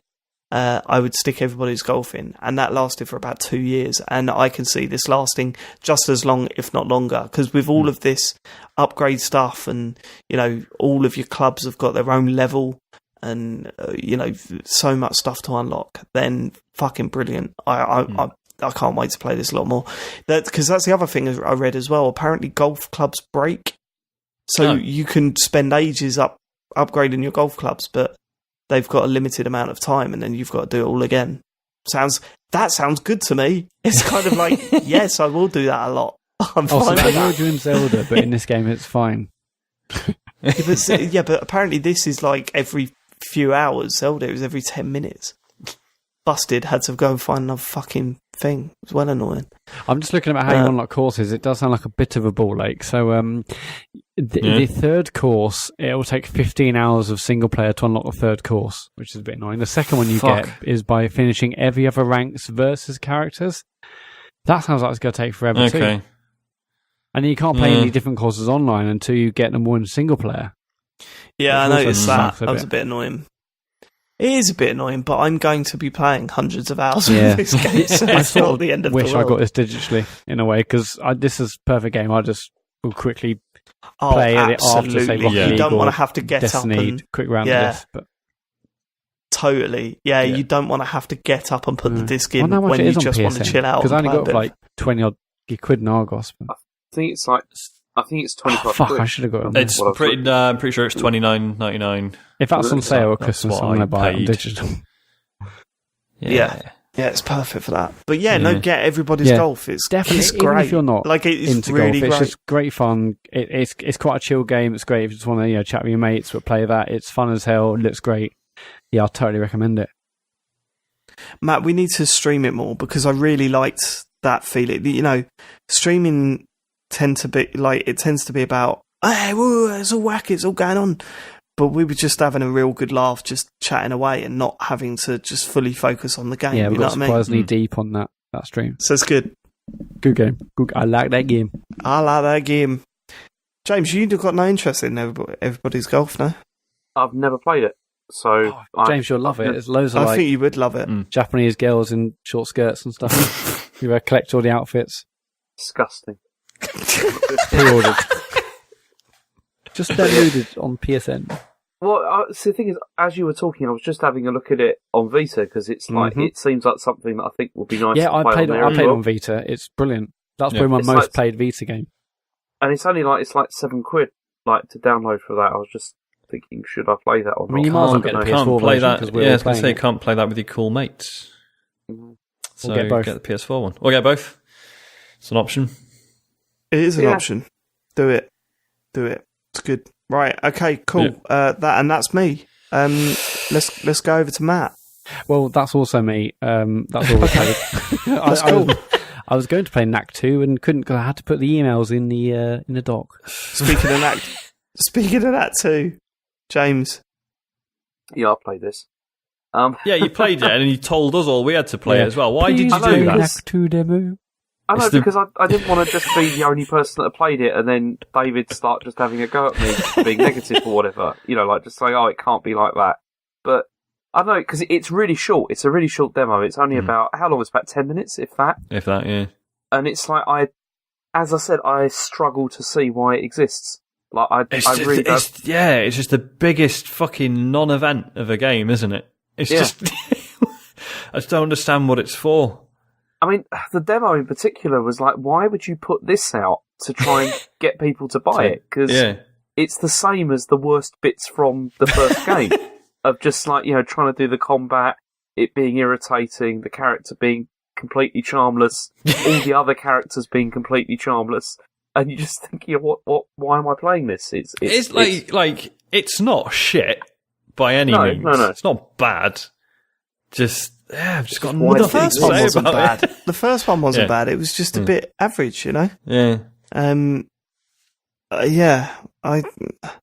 was a shame really because when I heard you were playing it and you were trying to get us all to play it, I assumed that it was actually a lot better than people were thinking it is. But no. It's I don't know. Like I said, it's just I don't know why they put this demo out because it really doesn't show off anything about the game that would make you want to buy it. I don't. Does think. it do anything differently? Has it got like a hook to say, "Hey, this is why it's a sequel"? No. You get a strong punch. Is that in the first one? Yeah. I think well, that's the thing because in the first one, like the character does sort of like build up power over time, and then the fights do become a little bit more interesting. But in this, they don't give you hardly anything, so it's just like punching and kicking, and it's just really boring. It's just not really very entertaining at all. Mm-hmm. And they put in a bit of story stuff, but with no context at all, so you don't know what this is all about. That is weird. That is weird because if this game is genuinely decent when it comes out and it does do new things, then you'd either want to keep quiet about it until the game's out, or show it off in a demo. To put something like this out seems a bit strange. Maybe though they've been sort of like with the Crash Bandicoot situation. They just thought people love old stuff. This came out a few years ago. We can people old love stuff. What was it? 4 years ago? If that? Yeah. It's people have short memories or whatever. But there's always been that weird thing with NAC, hasn't there? There's always been that weird thing with it where it's like everyone was always like as a joke going on about it being on PSN all the time. It should be on like a PS Plus game and everything. There's that sort of weird sort of attachment to it, and I don't really understand. But that's just like a figure of fun rather than actual attachment, though, isn't it? It's not. Yeah. Do you think that Sony realised that? Maybe that people were taking the piss. It's because it's not a great character, and but this doesn't like convince me at all that I'd ever want to play the second one. And I forced my way through the entire of the first game, and that was a waste of time. Do I think that Sony invested a lot of money into developing a sequel to a game for a laugh? No, I don't think that. I don't think that. No, that's what I'm saying. Yeah, they like. I don't know why. I don't know what. As I said, I don't know why this game exists. I really don't understand why. Because I thought, especially with the demo, they would have shown like this is why, this is what our original vision was, or whatever, or how we've evolved the series so that it's something special. And it's not any of those things. It's just like playing the first one again. Well, I mean, based on the demo. Yeah, but that's, why would they put out... Exactly, but then the demo's terrible. Why would you put it out? Yeah, I agree. I see what you're saying. But yeah, it's just, I don't know, it's just a shame. And it's like, that was kind of charmless, but then I've been playing Mario plus Rabbids, and that's not charmless. It's kind of good. Sean, have you played this yet? I have. I caved. I traded a load of stuff in for it. It's very good. Let's hear it, boys. You start, James. How far are you in, Sean? I'm not out of the first world yet. I'm at a level where there's like loads of the big guys and a chain chomp, and it's really hard. That's quite cool though, because you can use the chain chomp to try and get rid of them for sure, and that kind of stuff. I mean, see, I'm up to world like 2.5 at the moment, which is like a bit further along, and the only problem I've got with it is that there are like sort of difficulty spikes, which are quite irritating. Like you can romp through like quite a few levels, and it's just through sort of like attrition, and you can get through it, and you can finish it. It's okay. But then you get like the one I'm on at the moment, which is like these sort of sub bosses. I cannot figure out how to do it at the moment. It's really complicated, and this is what I'm loving about this, because as everyone said, it looks like it should be this like kids kind of game, but there's no way my daughter could play this because it's quite complicated, like the way that the strategy works. Yeah, there is I'll get onto this in a bit. So I'm playing this in tandem with XCOM 2, and like Mario and Rabbids is simpler in a lot of ways, but it's not easy by any stretch. Like the whole accuracy thing is really smart. I really like that. So like in your XCOM games, like when you decide you're going to shoot at an enemy, there's a percentage chance of you hitting them, which is based on the type of weapon you're using, or the character's skill with the gun, or how well they can see the enemy based off like, are they in cover? Is there like a bit of a tree branch in the way? And you get like, might be like, you've got a 68% chance of hitting them with, and the result of that is that a lot of times in XCOM, you'll be like, the odds will be pretty good and you'll take a shot and miss, and it's really fucking annoying. Whereas in Mario and Rabbids, it's, it's like, if they're not in cover and you can see them, you will hit them. Yeah. If they're fully behind cover, you can't hit them. If they're at like waist high cover, you've got a 50% chance of hitting them. That's it. And also like, you can also destroy their cover as well often. Yeah, so if you that 50% chance of hitting them, if you don't hit them, you hit the cover instead, and after a couple of shots hitting the cover, it just blows the cover up. And like, it's simplified, but obviously the enemies work on the same rules, so you can't afford to leave your guys out in the open, because they will definitely get shot. There's no like, like in XCOM 2, as difficult as it is, you might leave a character out in the open, but you think, well, if an enemy does shoot at them, there's still like a 10% chance they'll miss, and it'll just be fine. Whereas with this, it's like, so on one level, it's perhaps, people might think, well, it's a bit simple, but it doesn't make it easier necessarily. I'll tell you what, where I'm up to now, I don't know if this has started happening to you yet, but you get the situation where if you like break cover to like try and get somewhere else, you can also get shot as you're moving. Oh, the enemies start having what they call it hero sights, don't they? Yeah, they start taking pot. I mean, they're not even pot shots because they're guaranteed to hit you as well when it happens, and it's quite frustrating. But then when you do it, it's also pretty awesome. It's like you see him get taken down. But the character designs are really good as well. I mean, like the mixture of like, I'm surprised because like, I've played like Rabbids games before, and I've never like hated them. I don't have that sort of like, I think it's rubbish thing. I think it's fine. It's not really my thing, but it's fine.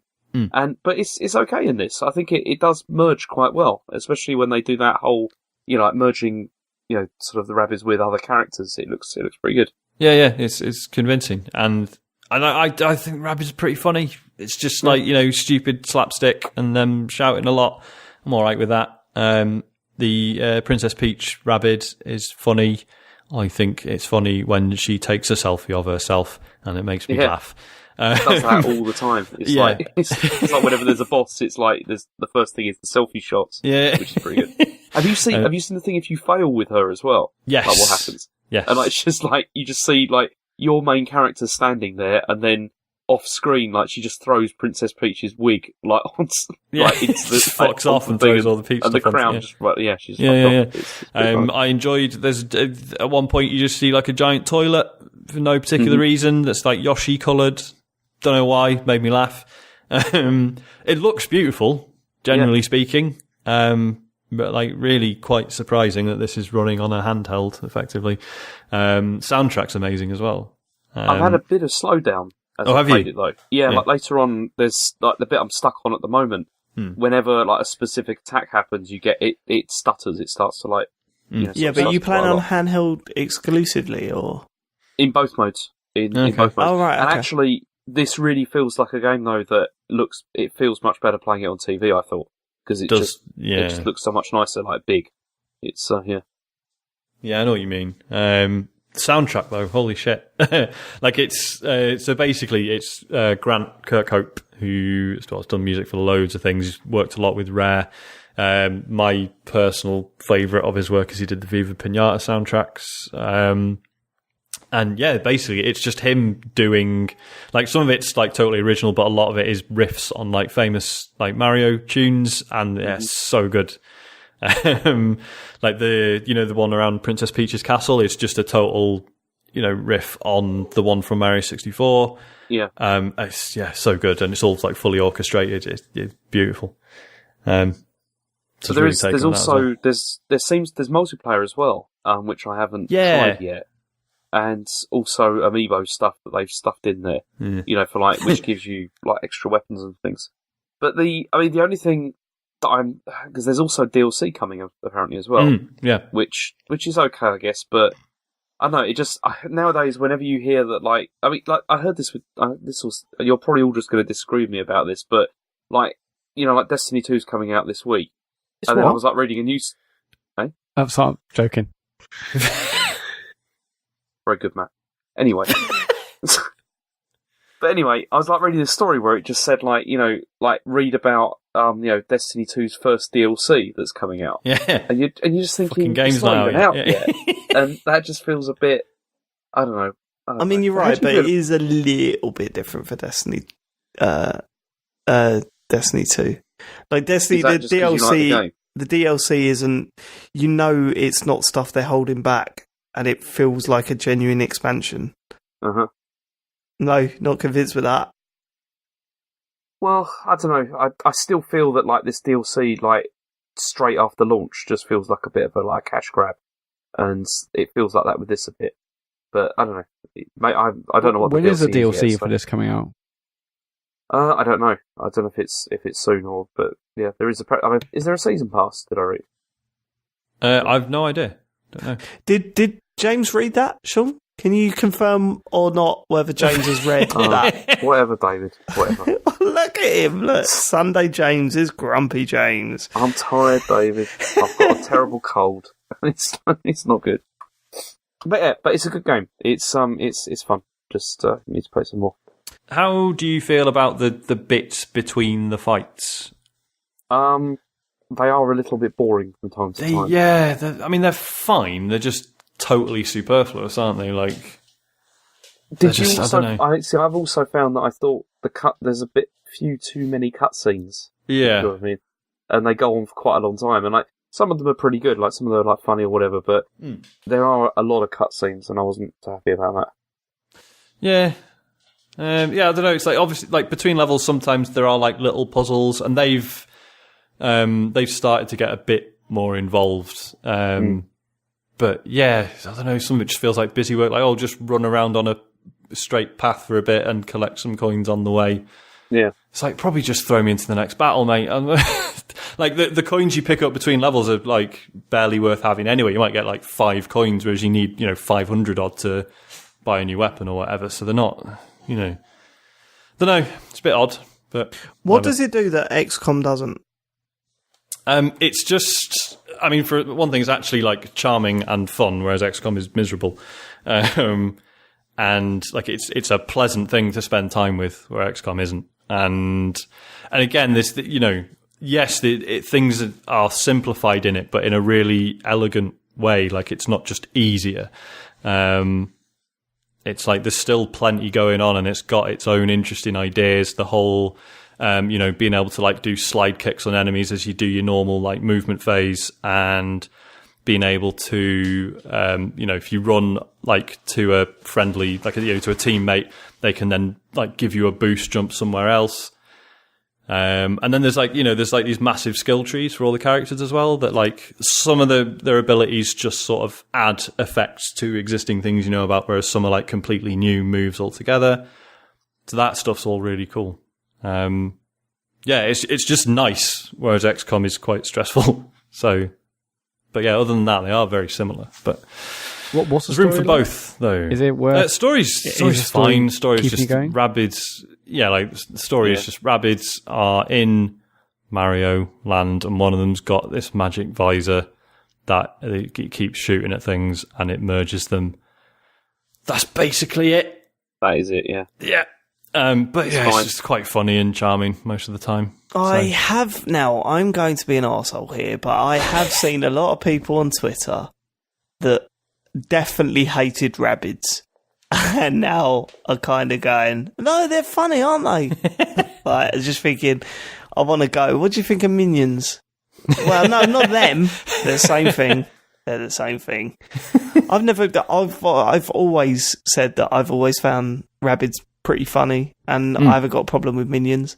But I've got a feeling there's a few people that might have changed their opinion on those little fellas. And if that's the case, Jeremy Corbyn of video games, there's probably a new Rabbids game out next year. A party game with Rabbids. All I'm saying, just putting that out there. Yeah. Putting that out there. Yeah. Cool, is that it? We done? Yeah. Sean, you play loads of stuff according to this doc. I have, yeah. So I've also been playing XCOM 2. Anyone who listened last week knows that I was chucking all my toys out the pram, because I did the tutorial mission, and then I did the first proper mission, and it was fucking unbelievably difficult, even after setting the difficulty to easy. I eventually brute forced my way through that after about 6 or 7 attempts. And guess what? The rest of the game's fine. What happened then? I have no idea. Like, people who play a lot of it are like, yeah, sometimes, you'll just get a bit of a spike. I was just very unlucky to get one on my first proper mission, I guess. It was interesting. I was looking into it, and basically just Googled XCOM 2 too hard, and got absolutely shitloads of results. Obviously, a lot of them from just players complaining on forums and stuff, but also, like, actual articles have been written about it. So this is a noted thing. And basically, the developers admitted that it was like the last month of development. They were worried it was a bit easy, so they just ramped the difficulty up. Because they felt, not that it was too easy, but that players were basically sort of muddling the way through without really engaging with all the mechanics. And they admitted that, like, calling the easiest difficulty rookie was a bit of a mistake, because a lot of people were just, like, refusing to use it because they're like, well, surely rookie means I'm shit, whereas actually rookie should be normal, and then and then it gets harder from there. So that was interesting, but yeah, like, it's after that first mission, it's just totally leveled out. Like, it's still difficult, and you still have to be really careful, but it's not literally like, oh, by the way, first mission, here's a guy that can take control of your units and make them kill each other, and if any of them die, he can then take control of them in death and turn them against you. And those guys do appear occasionally, but like, I'm not totally unprepared for them now. But do you feel like you got through that because you did then fully understand all the options available to you, or was it just I don't feel like I'm doing much different than I was. I don't know. Yeah, maybe there is an element of that, and I'm just I've learned without realizing. But I'm really enjoying it now. I mean, enjoying is the wrong word because, as I said, it is like really stressful at times, and it is like miserable. You get in some really shitty situations. I've lost a couple of soldiers that I really liked. But overall, like the satisfaction of pulling things off and doing things flawlessly and sort of really meticulously planning and doing everything as efficiently as possible.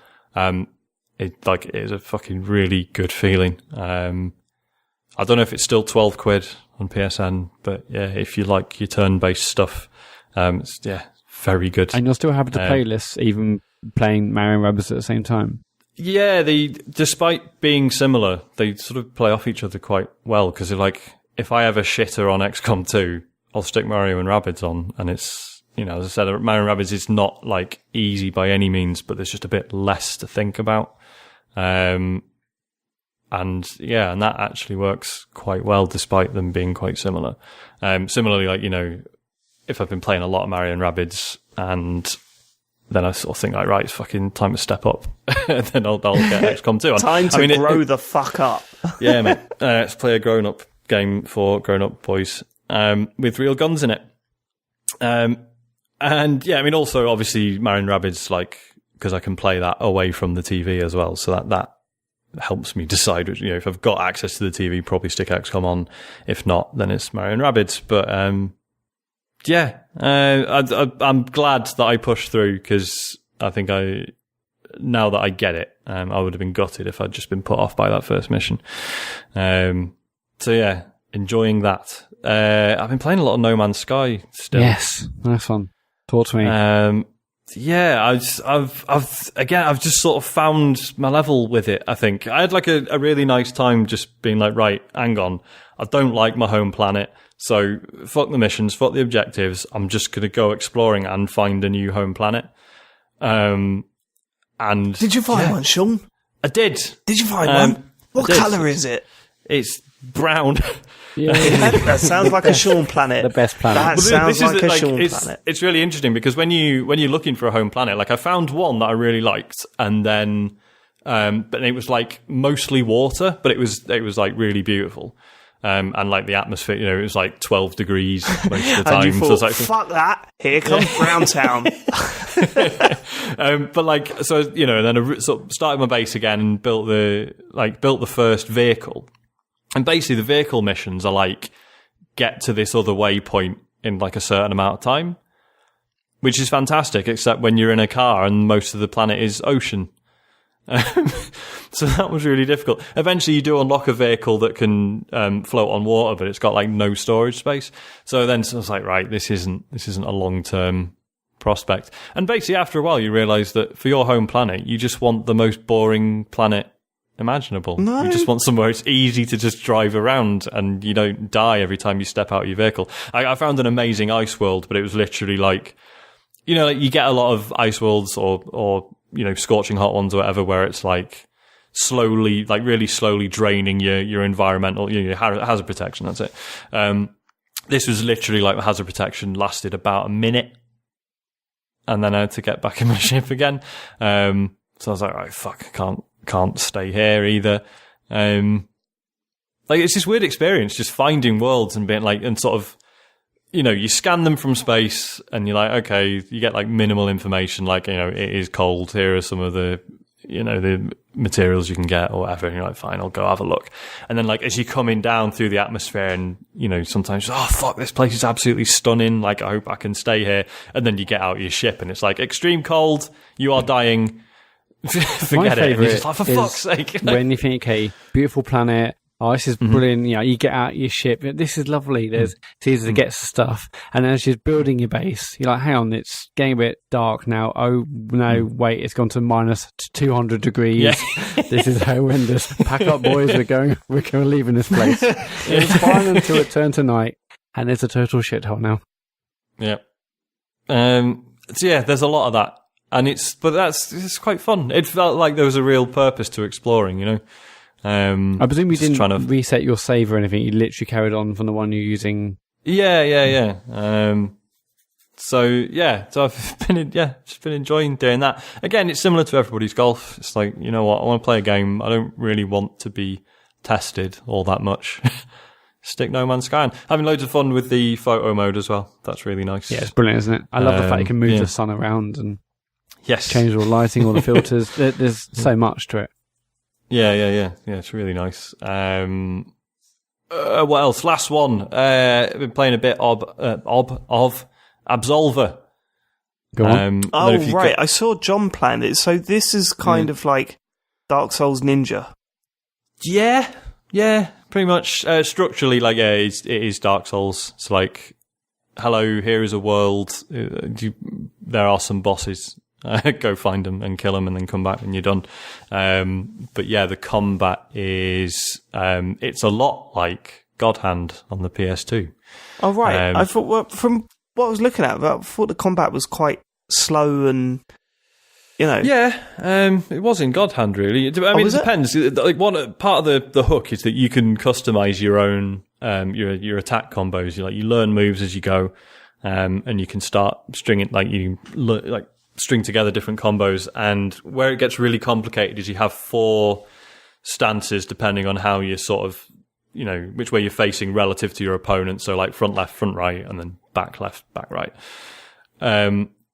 What's really smart is that every move has a starting position and an ending position. So for normal punches, it might just be that it starts front left and stays there. But actually, you might do your normal attack combo might, start front left and then end up back right, which then will go straight into your back right combo, which could go into another one. And if you can take the time to be smart about it, you can end up sort of developing these really long, stupid combos. That's cool. Messing around with that is pretty good fun. You don't have many moves to start with, but you unlock them as you go, and it gets more interesting. It was a bit weird. My first experience of it was I played a bit co-op with Andy. It's really easy to join your mates on it, which is cool. But you when you're co-oping with other people, it makes the game sort of trivially easy. In that most fights are just dead simple because you're just ganging up on people and beating the shit out of them. And even if you do die, your mate can just pick you up again and you just carry on. But then you get to a boss and you have to do the bosses on your own, which I get. But I was just a bit like, well, I'm learning nothing through just roaming around the world and just beating the shit out of everyone because I was doing it with a mate. You can't take that into a proper fight. Yeah, exactly. I didn't know what I was doing by the time I'd reached the bosses. So that's, yeah. I mean, it's fine, I suppose. Just make sure you play a bit on your own first and really get your head around it. But yeah, the fighting system's really smart. There's 3 fighting styles you can pick from, which are literally just easy, medium, and hard. And they dictate sort of what flicking the right stick does. So the easiest one, you flick it and you go into a defensive stance where basically you take a hit, but then if you start dealing damage, you can heal the damage you just took. It's a bit sort of Bloodborne-ish. And then the medium one is where basically you have you can dodge anyway using circle button and directions, but the medium difficulty sort of style is that you do these really quick dodges that are so you have to get the timing absolutely right and the direction of it, but you can just immediately keep beating the piss out of the other guy if you get it right. And then the last one is a parry one, so it's basically as in Dark Souls, when it's an attack comes at you, hit it at the right time, you knock them back, and then you can beat the shit out of them. And it's cool that those 3 options are there. I'm just on easy mode basically. And that's fine because I'm not very good at the game. It's a bit weird. The frame rate's a bit shit on the PS4, which is not something I would normally be that fussy about. But obviously a game that's all about you responding quickly to things and then timing and stuff. So it can be a bit annoying that you'll be in the middle of a fight and then if another player, basically it's pretty much always online and other people will just be roaming around. And sometimes if another player loads in, it really noticeably pauses. Great. Which is kind of shit. Yeah. So that's a shame, but it looks stunning though. It's like, it's all sort of low polygon look to it, but it's really. And it does that striking thing where it just mixes in players that are playing at the same time.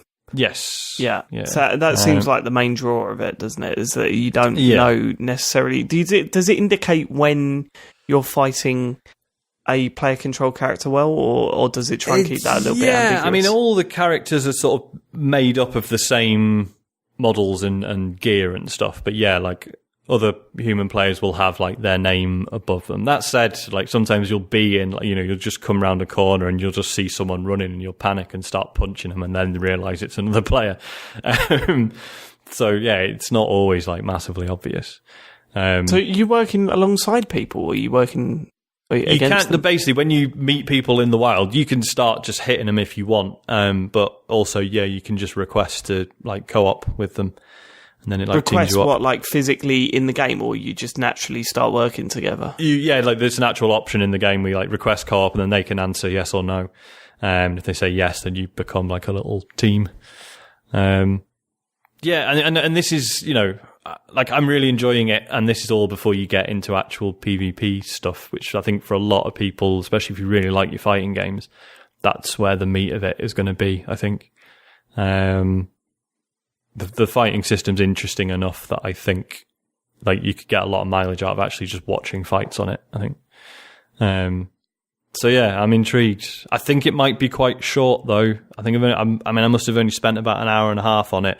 I've done one of 2 main bosses, and there's like all these sort of extra ones dotted around. I've done most of those as well. But I'm not sure what comes after. It might just be like, here's another 5 bosses or whatever. I think something else does unlock, because I haven't really seen much of this game, but they were discussing us on Giant Bomb podcast last week, and they were saying, I think it's pretty short, and then Jason said, no, there's loads more stuff you can do. So I get the impression that other stuff does unlock. I'm not clear what it is, clearly, but... Yeah. Okay, good. That's good to know. It's like 15 quid, I think. Probably, if you really like your fighting games, it's definitely worth a look. I mean, I generally don't have the patience for proper fighting games, but this is, it is interesting. Really like it. Is enough, right? Let's get on to. Oh my god, we're 2 hours in. Right, okay, come on, let's do it, James. Okay, these are the emails. Everyone is Sunday night. James has been quiet for so long. I thought I'll log on to the PlayStation app and see. And I just thought you were playing Everywhere's Golf on Vita, but you weren't. So I'm proud of you. Yeah. I was not. No, I'm not doing that. Okay. Oh, okay. Yeah. All right. Anyway, can I just hang on? Can we just stop for a second? Why? Because something just crazy just happened to me actually. What? Like because I just had a massive coughing fit and I passed out. Actually. You kidding? I'm not kidding at all. Oh shit! You're right. I just found myself on the floor, like I'd fallen off my chair, and then I was like very confused as to what was going on. And that's staying in. No, come on, don't be an arsehole. You didn't make a noise or anything. I know, because it was on mute, because I muted it because I was like really coughing mute really before badly. Passing out. Yeah, professional. So I feel a bit weird. Yeah. Anyway, no shit. Are you all right to do the emails and stuff, or do you want to? Yeah, shut I up, Sean. can do it. Right. It's Mr. Nice Guy. Filling a dead man's shoes. James has passed out again. Right. Yeah, I just had to cough again, but it's fine. Okay. So anyway, the first email's from Paul Dunn. He says 2017 has been a stellar year for gaming so far. What are your definite day one purchases for the remainder of the year, and what purchases are you on the fence for? Loving the show, by the way. It's now a higher priority on my Wednesday playlist than the Giant Bombcast. Would you believe? Yeah, I'd believe that. I've been listening to the Giant Podcast recently. Downhill. Oh, it's gone so downhill. God, I can't bend pack. I can't handle it. Okay, right. Let's. So obviously, Mario Odyssey is the one. Yeah, that is. Yeah, I mean, day one, all day long. Death 2. Yeah. What else? There's got to be others. I can't remember what they are though. Yeah, I mean the big ones are like Star Wars and Call of Duty, which I'm not too fussed about. PES looks good, but again, Rocket League's in my life. Do I really need it? Probably. Are you guys? I mean, I'm not. But are you guys fussed about that Metroid Samus Returns? No. That's out in September. Nah, I'm alright. On 3DS? Not particularly. I mean, beyond 2017, Monster Hunter World and Red Dead. Red Dead, yeah, of course. And there was another game that was pushed back to, South Park's next year. That'll be quite good. Yeah. Yeah. Cuphead's out in September. I will play Cuphead. I probably won't be day one, though. Sean, you must be getting Shadow of War when that's out. Oh, yeah, shit. Yeah, that's one. That's on the list. Also, South Park is this year. It's October. Oh, is it really?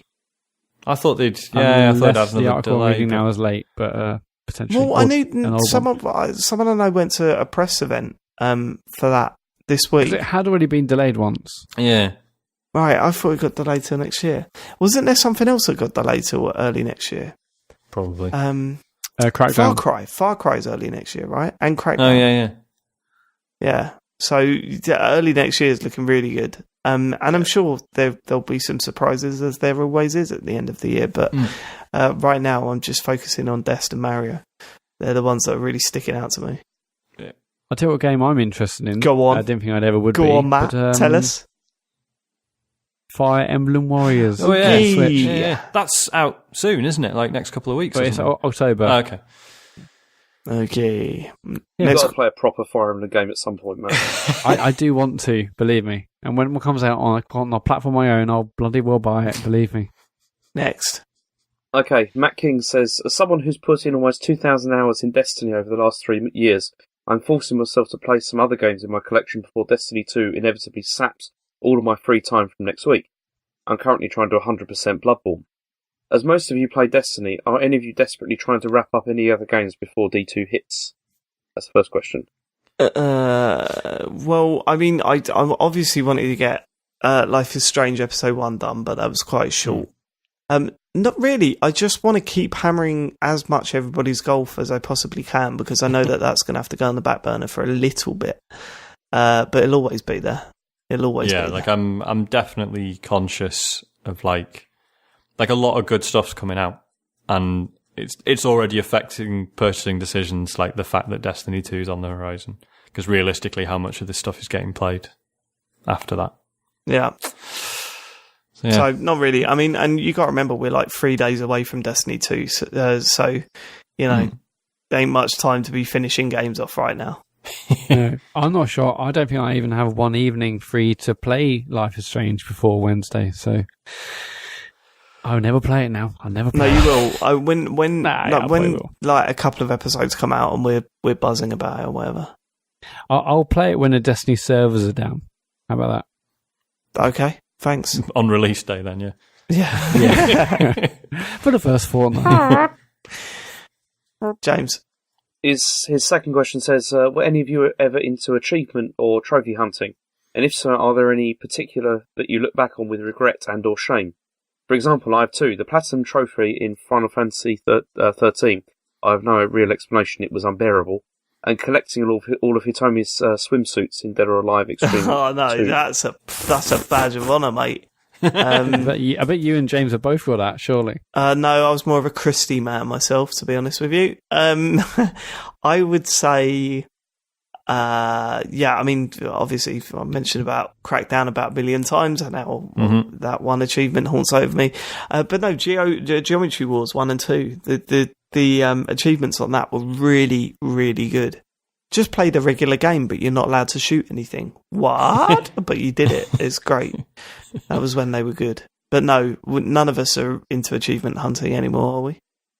No. I never really was. I mean, the only one I ever truly focused on and did get was on the Orange Box playing through Ravenholm in Half-Life 2, but just getting through that section with the gravity gun. That's the only one I really focused on. I did, and that was rock hard. And then I tried to get that other one in. Mirror's Edge. Definitely said this on the podcast. Yeah, where the achievement is to not shoot anyone for the whole game. After about level 1 or 2, I said, I'm going to do it. I did the whole game. The last level was such a twat to do without shooting anyone. Did it. Didn't get the achievement because I must have shot someone in level 1. So that was annoying. And after that, I said, no more. James, it's a shame, isn't it? Like, there's a fine line between, like, an achievement making you, like, restricting you in a way that makes you think about mechanics in a different way, and that's cool and interesting, to it just being a fucking slog. It's weird. But in our Battlefield 3, one of the achievements was to get all the emblems, and I did that, and it was great because I got to play different types of weapons or different styles when I wouldn't have done ordinarily, and I think that made me enjoy the game much more at the time. But I'm rubbish at games, so I generally don't bother. That's true. That is true. I got caught out by it recently when I was playing Yakuza, because I happened to watch one of the specialist videos that is available in that game, and it comes up as an achievement that Matt gleefully jumped on. Yes. Like dirty videos. Yeah. And so that was specialist, Dave. Embarrassing. Dirty specialist. Wasn't there one in Lollipop Chainsaw where if you looked up her skirt for too long, it would set off an achievement? Jesus. I'm pretty sure it was. I can't remember the name of the achievement, but yeah, it was. I mean, you know it off by heart, but you're not going to call it on the podcast now. No, I'm pretty sure I've got the achievement, but you've got it at whiteboard. Yeah, I was just testing it. Go on. Mm-hmm. Okay, Oodles and Quim says, hey up lads, I simply just want to congratulate you on the Twitch affiliate guffins. Also, if Dr. Farley does a Beyond 2 Soul stream, I promise I'll donate £20. Nice. And what games do you recommend for chilling out with? Lack of story, no bullshit, just straight up relaxing. There you go, Matt. There you go, James. Fucking £20.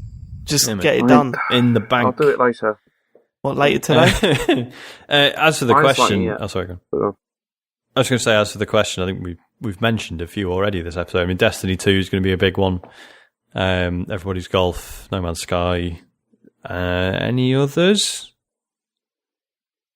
I wouldn't describe Destiny as a chill-out game. I mean, you can. It depends what you're doing, I guess, doesn't it? My mind is constantly racing with, do I min-max this weapon or do I save that currency for that? So it's not that it's not that relaxing. Even when I'm patrolling on my own, I'm like, oh, I need more material. Yeah, Matt's no relaxing when he was playing that game. Jesus. No, I think the main one for me is Everybody's Golf. That is a game that I can just whack on and chill with. A good game. Nobby boy. Right. Anyone else? No? Good. Oh, and cheers for that affiliate stuff. Yeah, I can't believe we're... Well done, Matt. You smashed that. Yeah. Well, it's not just me. I mean, like, James did loads of Heavy Rain stuff. You did stuff, Sean. Yeah, I mean, thanks. So, do I need to do, like, just a 10-minute stream so I can be like, look, I contributed. Fuck you. No, mate. I said to Matt, text me in a week and said, what are we going to do about all the money now that Sean's not going to be on the podcast? I said, well, we've had advertising this week, so he'll get a cut of that, and then that's it. That's him paid off. He can fuck off now. I'm getting a penny. I do feel bad that Sean's like taking a year out just at the moment we start earning the big bucks. Yeah. I mean, when you come back, there won't be a WhatsApp group. You have to go through our agent. I don't feel Sean, bad because we're recording tonight. My percentage has I'll gone up. Mr. Murray's doing. My percentage of how much I'm taking from the POC has gone up, 8.333%, is it? So I'm happy with that. Anyway. James. Sorry. Ginger Boy says, I've just finished Life is Strange. The story in that game was absolutely phenomenal. Really kept me drawn into it. It really surprised me. My question is, has there been any games you have played recently which has really surprised with the depth and twists in the story? And finally, like I said, great show. I do really like Sean doing the questions at the end of the show. It feels like you're hearing a full conversation. Shame he is leaving, but good luck with the new fatherhood. Cheers. Story-wise... I suppose the last game that blew me away story-wise was The Last Guardian, because for that game's fault, the story was fantastic, and the ending was just incredible. I would say that's probably the last game. I played Firewatch this year. It came out before. I really enjoyed the story for that, even though if it does shit the bed a bit towards the end. Still pretty good. What was that game? It was really simplistic graphics. It was first person, and it kept sort of repeating the scene, almost doing cuts. God, Virginia. That was awful. Yeah, Virginia. I like that. I liked it. Poor. Yeah, I wasn't a fan. Nier Automata was a massive one for me. Like, Yeah, I knew I people was rave going about the to. story on that. Yeah, I knew I was going to enjoy playing it. I wasn't expecting the story to be. Loves fucking a sad brilliant. robot, that boy. That boy Sean. Our boy Sean. Yep. Oh yeah, he loves a sad robot, that lad. Do. Can't get enough of them. Read the room. Sorry. The questions. Sorry. Okay. Sorry. Adam from Slogan-Trent says, question, if you could only play one for the rest of your life, which would you choose? Online party-style games like Mario Kart or quality cinematic single-player stories like Last of Us? What would be your reason? Well, if you could only play one game, surely it'd be one that you can get enjoyment out over a longer period of time. It's one style of game, not one game. Oh, right, okay, then probably the Oh, fuck. It's a good It's question. just dawned on him how good the question really is. Yeah, it's a good question. Yeah, because on the one hand, you think, well, I'd rather my main hobby in life was something I can continue to share with people, so party-style games. But then story stuff, you still chat about it with people. You might not play it together. You can still share that. Yeah. You can both play. One can watch, one can play. Yeah, so, I don't know. Yeah, but not, like, the problem is... Right, okay, so let's put this in context, because there's all sorts of stuff, right? So, just imagine that one of either those styles of games are gone. So it's either games that seem to come out maybe twice a year, that you can play for ages, or games that come out a lot more frequent, but there's still gaps. So once you've done them, there's gaps of no gaming. That's the problem. That's the conundrum here. Because I love, like, the idea of not playing Rocket League kills me. I cannot not play Rocket League. It depends on the game, though, doesn't it? Because I just think, if I was to choose Mario Kart or Mario Odyssey, which one would I go for? Probably Mario but Odyssey. that's not the question, though. That's different. Yeah. That's different. And there's too much. I'd have to go to single player. Really? Yeah, I think I'd prefer a deeper experience that I'll probably think back on, and I'd be probably more fond of than arguably a really fun experience like an online multiplayer You game. play a lot less more online multiplayers, though, don't you? Than most of us. Well, no, James doesn't play too many. No, it's got to be the online stuff for me, definitely. Yeah, same, I think. James. RTR. James. Oh, no. Sorry, all right? I was coughing again. Okay. He's gone again. Sorry. Shouldn't laugh. He's gone again. Literally unconscious. Out cold. Sorry, I was coughing again. Okay. Bino says, with Dave, Matt and James all being fans of football, I'm certain you will all be getting one of the big games this year. However, with the choice of one, which do you go for, PES or FIFA? Also, having decided which to go for, would you be creating a TCGS team on either FIFA or PES? I think that either would be a fun thing to stream, either just you guys or with people that are watching the stream. I mean, that's a good idea for a stream, and we should absolutely do that. But it's PES all the way for me. If I was getting one of them this year, it'd be PES. Yeah, no contest for me. This year, for me, like, which one of them's on Switch? It's FIFA, so I'm getting that. I understand that. I do agree with it for you. Well, you could just get FIFA on Switch, and then for the big boy stuff, get PES on PS4. Yeah, could do, but give me some money and maybe I will. But yeah. Okay. All right. Pay He's about it holding too. you to ransom there, Matt. Do some fucking streaming, James, and you'll get the money. Exactly. Jesus. Get a fucking Beyond on there. Lovely old job. Yeah. Alright, do you want to do some tweets? No, let's not. Go on. Jambo says, if you only have a couple of hours for gaming per week, is Destiny still worth buying? Bloody good question. I mean, I would say yes. I would say no. So yeah, you've got to be properly that's us into falling it. out. It changes so often as well. Like, the whole currency system changes, every 4 months or so? That by the time that you're at any level where any of the currency matters, you've got to relearn everything again. I would say no. Yeah, I think the time commitment's just too big. So, following on from that, Mr. Turch says, is it worth buying it if you've got no friends to play it with? Yes. Yes is the answer to that. They've because specifically tried to address that with Destiny 2, so I think it's going to be interesting to see how that pans out. And not only that, basically. right, and I genuinely mean this, there's some good people in the TCGS Discord chat. Hook up with them and play with them. Yeah, man. Loads of us are excited. There's actually like 16 or 17 of us in like the TGCS Destiny 2 clan, so search for us on there, on the app. But yeah, if you're asking none of my friends are a game, do I play it? There's plenty of other people like us and other people in the Discord you can play with. Well, not like us. There's people in the Discord, but I'm not playing with you. Not. Don't you dare. No. But if you're actually asking, can I play Destiny if I don't want to even play with other people? I still think there's probably enough good stuff just to play on your own that you'll have fun with it. I don't subscribe to that. I still think that Destiny isn't Destiny without chatting on a headset. You need that shit. Yeah, but I still think you'll get a decent amount of game out of it just playing on your own. You will, but nowhere near what you should be getting out of it. No, I would say if you've got no friends to play with on Destiny, make friends. Make friends in the TCGS Discord chat. Yeah.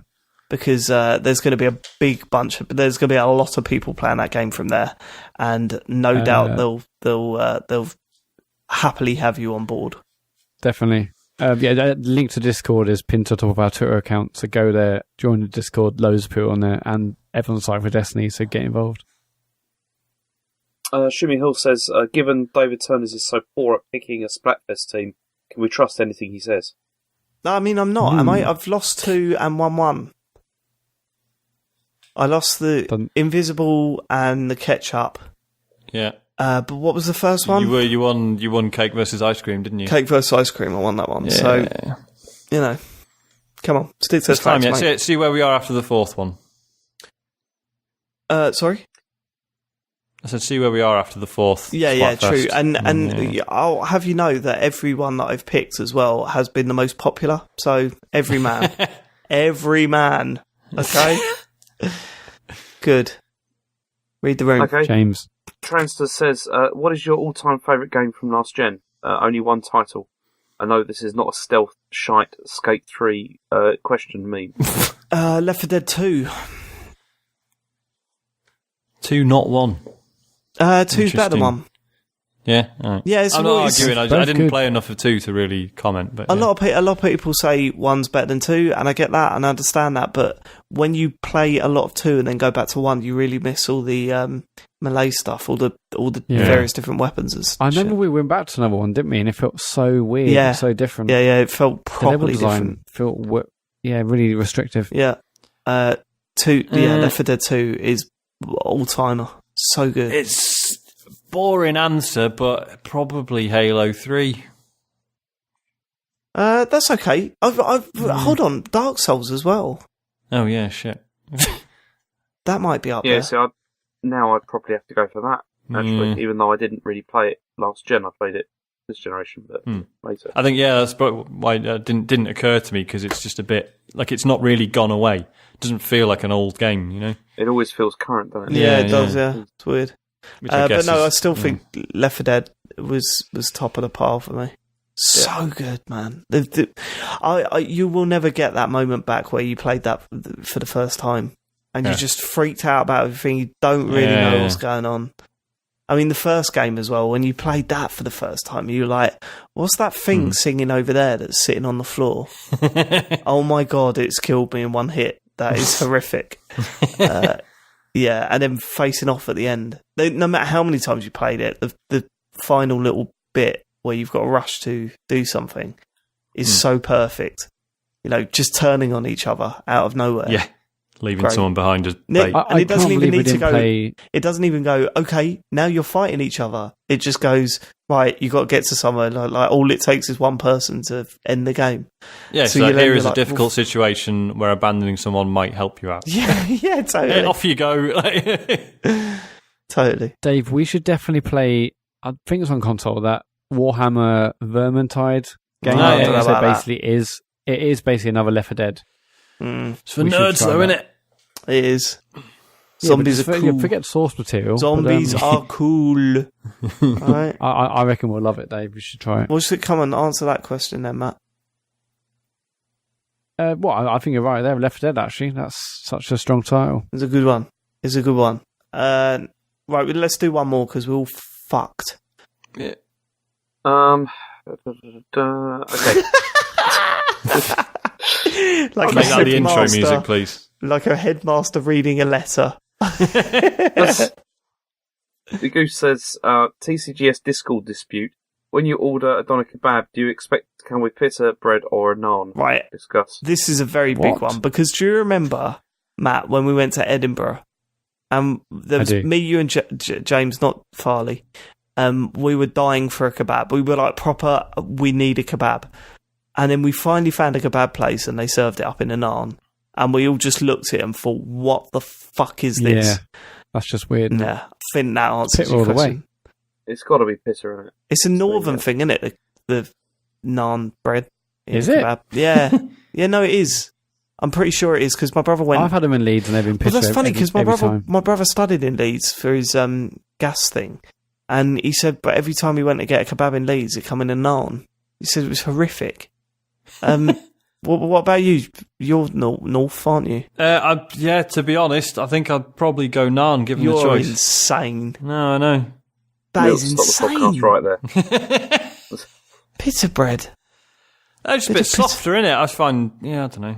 Hold your hands out, Sean, because I'm just going to put a bit of pita on it. I was going to do that line. Right, that's it. That's your show this week. I'm sorry it's so tired. We're all very, very tired. I do apologise for that. But I thought recording on Sunday would be fun. No. We've recorded on Sundays before, and it's been quite this nice. This has been and a struggle. Yeah, this has been a bad one. It's going to be a tough edit. That'd be all right. And a tough listen, probably. That'd be all right. Goodbye. No, Matt, do your thing. Follow us on Twitter. We're obviously just tweet us, etc. But the biggest thing is we want you to follow us on Twitch. I'm going to be doing tons of Destiny streams. Obviously, it comes out on Wednesday, so by the time you hear this, I probably would have already been streaming for like 16 hours. But yeah, loads of Destiny 2 streams, definitely launch day, and as others have said, we've now got affiliate status, so you can drop a sub if you're an Amazon Prime customer, you get a free sub a month. So would appreciate that if you want to do that. We can't stress that enough. If you've got Amazon Prime, you don't have to pay for a subscription. You get one free one a month, and we benefit from that. So please, even if you're not going to watch us on Twitch, just subscribe to our Twitch channel. Yeah, and just to clarify, doesn't cost you if you're not into Twitch, maybe you understand. But so you subscribe on YouTube, and that's a free thing. But on Twitch, it's called following. But to subscribe, that's where you can pay money per month to support the channel. But ultimately, in this case, support us, the podcast. But yeah, as Dave said, if you're an Amazon Prime customer, you get one free one a month. So doesn't cost anything, and it helps us a great deal. But failing that, we'll be doing loads of streams over the next week or and moving forward. So follow us on there. We just search the Computer Game Show on Twitch. And we will catch you next week for lots of Destiny chat, no doubt. It's going to be a disgrace, isn't it? It is. It's going to be like fucking 5 hours or something. I can't wait. Thanks for living it. See you next week. Goodbye. Bye. Bye. Bye.